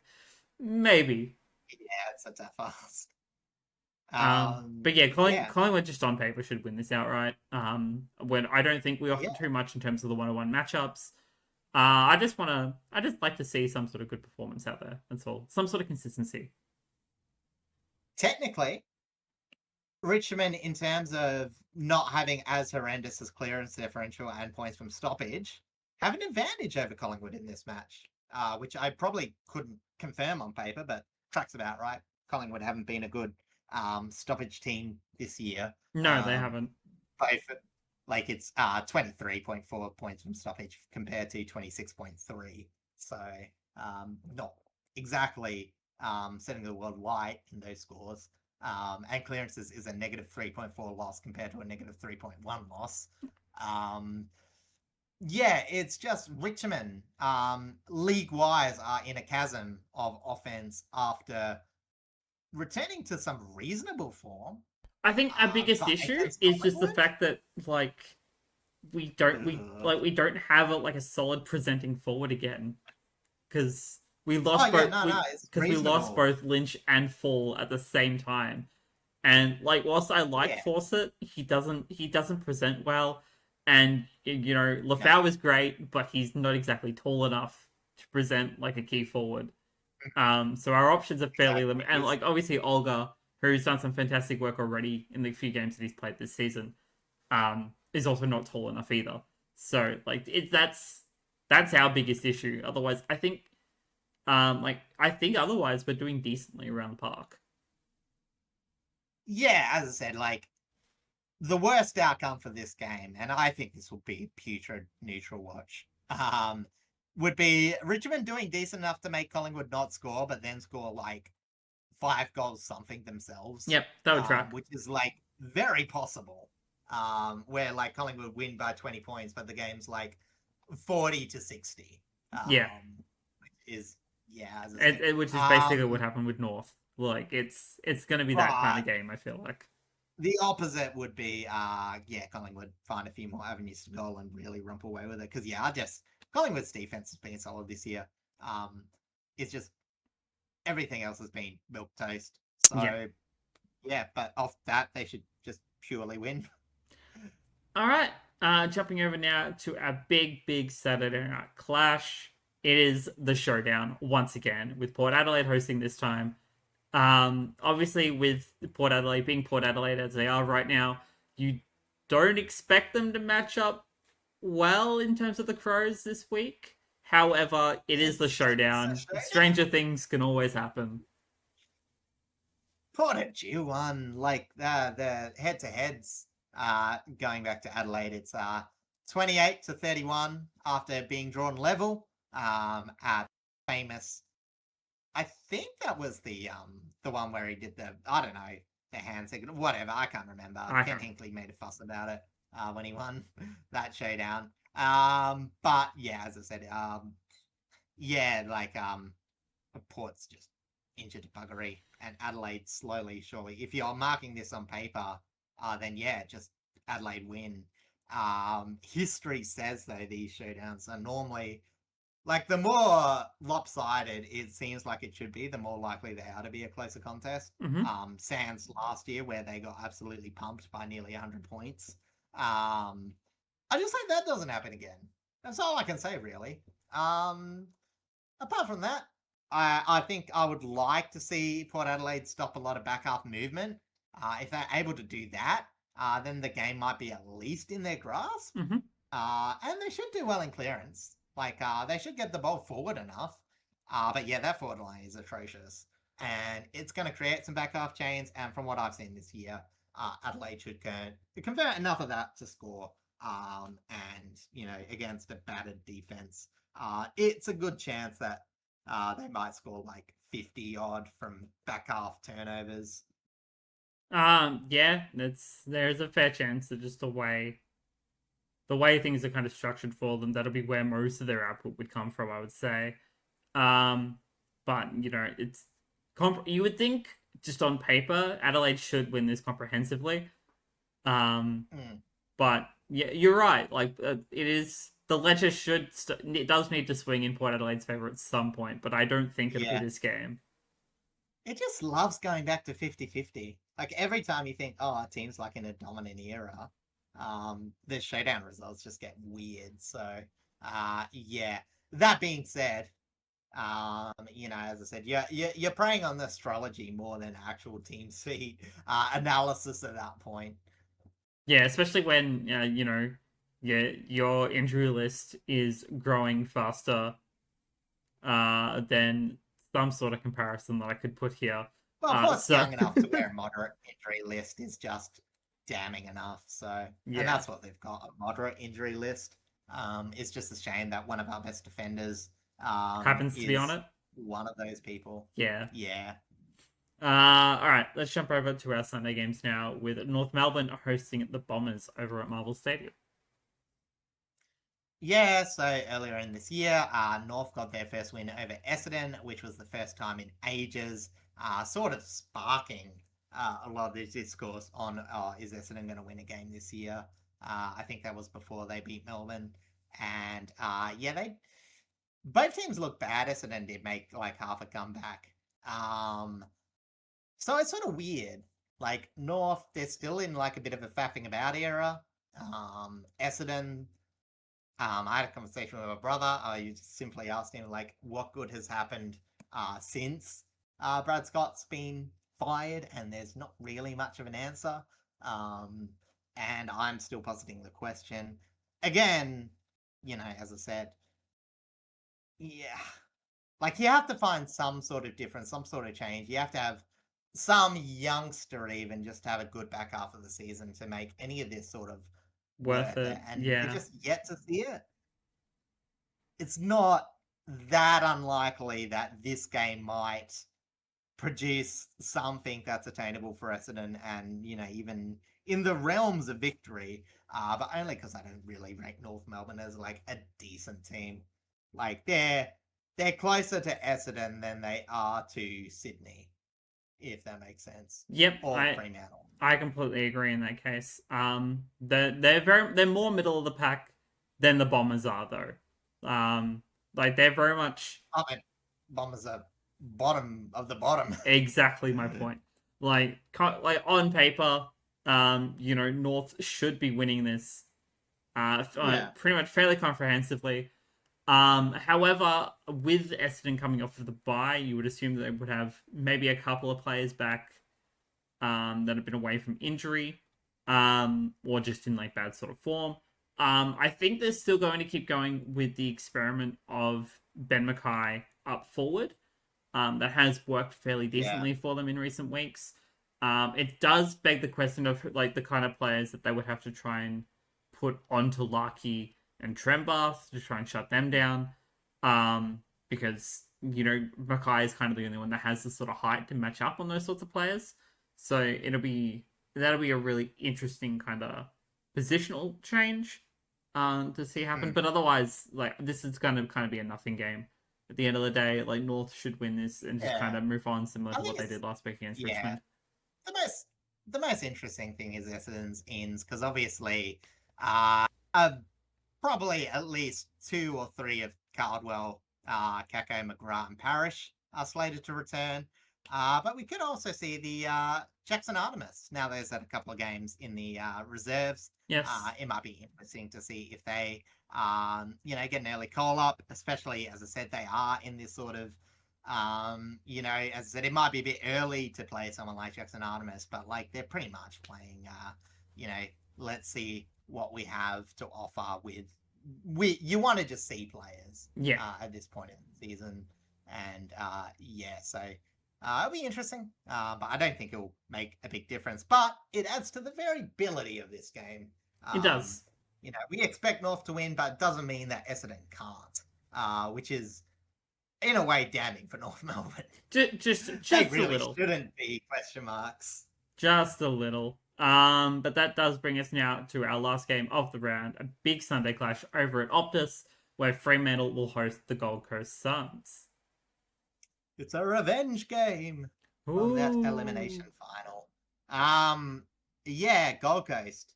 They did show good signs in the last half of last week.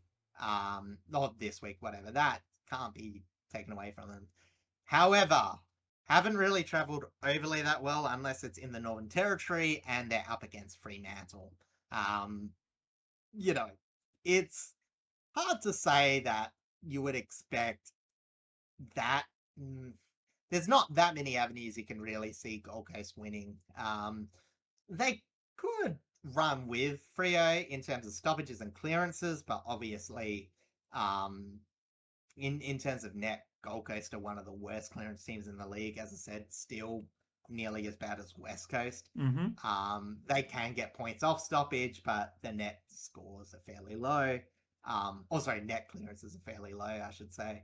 As I said, the only thing that they've got is their transition, and Freo have so much control where transition is very hard against them. It doesn't stack up well. Like even with Gold Coast, if we take on face value their, decent game against Hawthorn, let's call it that. It is hard to see how they would beat Freo. It just seems like a bad matchup to a Freo on song. Yeah, I just don't think the Suns have shown enough to be as competent against a team like Freo or even against Sydney. I still think there are avenues. But just on paper, on recent performance, Freo should make this 14 wins in a row. I kind of have no doubt in my mind about that decision. Again, they are the best team in the competition right now for a reason, and the Suns are nowhere near last year's best. And Yeah. that's just the pure basis of it. Yeah, it's just a step backwards. Apparently, there's a bad storm front coming through WA on the weekend. So again, there might be some like wind. Like this could be the similar conditions to the Richmond versus Fremantle game earlier in the season. Oh yeah. But I will be boots on ground. I'll be in the third tier, so that's always pretty much covered. Might get a light sprinkle, and it's one of the times where I'll be pretty thankful to be in the bleachers because I've been drenched at Optus. When you're like in the seats that are near the goal face, which I have been a few times seeing Port Adelaide. I've been fairly miserable, but I'll be up there with my family. We'll be nice. I'll probably make a social space about it, but yeah, probably be my last game of the men's for the season, I would imagine. I mean, it's a pretty good one to end your personal season on. So Yeah. it should be a fun one. And I will say, theoretically, I have not been to a Gold Coast game where I've seen them lose this year, so that adds something to Gold Coast's favour. Sample size of one, but it was against Geelong, so True. So there is an avenue here. To be fair. And then for the buys, the Western Bulldogs, Geelong, St Kilda, and Melbourne all have the buy this week. This is the last week for the mid-season buys. So in next week's episode, we will run through the ladder and take a look at all of the changes that has happened in the past couple of weeks. Honestly, it's not a huge amount. It's mostly like kind of the top 8, top 10 that is shuffled. Otherwise, it's kind of about the same around the league. But that does also Carlton's rise. Yes, other than Carlton's rise, them starting to push towards that top 10. It's good for them. But that does bring us to the end of the episode. Thank you so much for liking, commenting, and subscribing. Are you up to much this week aside from obviously going to the footy on Sunday? Yeah, I'm picking up a Switch 2 for myself. I said for numerous times that it was too expensive and I wasn't going to get it. But my Switch neutral is looking to absolutely crap itself. So I need an upgrade. So I'll be excited to pick that up. I'll probably get the upgrade for the Xenoblade games. I've been playing Xenoblade 2 because and I'll be looking forward to when that gets the revamp. And the new Xenoblade I'll be looking forward to get, and the new Fire Emblem I'll be looking forward to get when they come up. Probably not going to buy too many games just because it's more expensive. I'm going to be a lot more restrictive than other times. I'm definitely not buying anything on pre-order.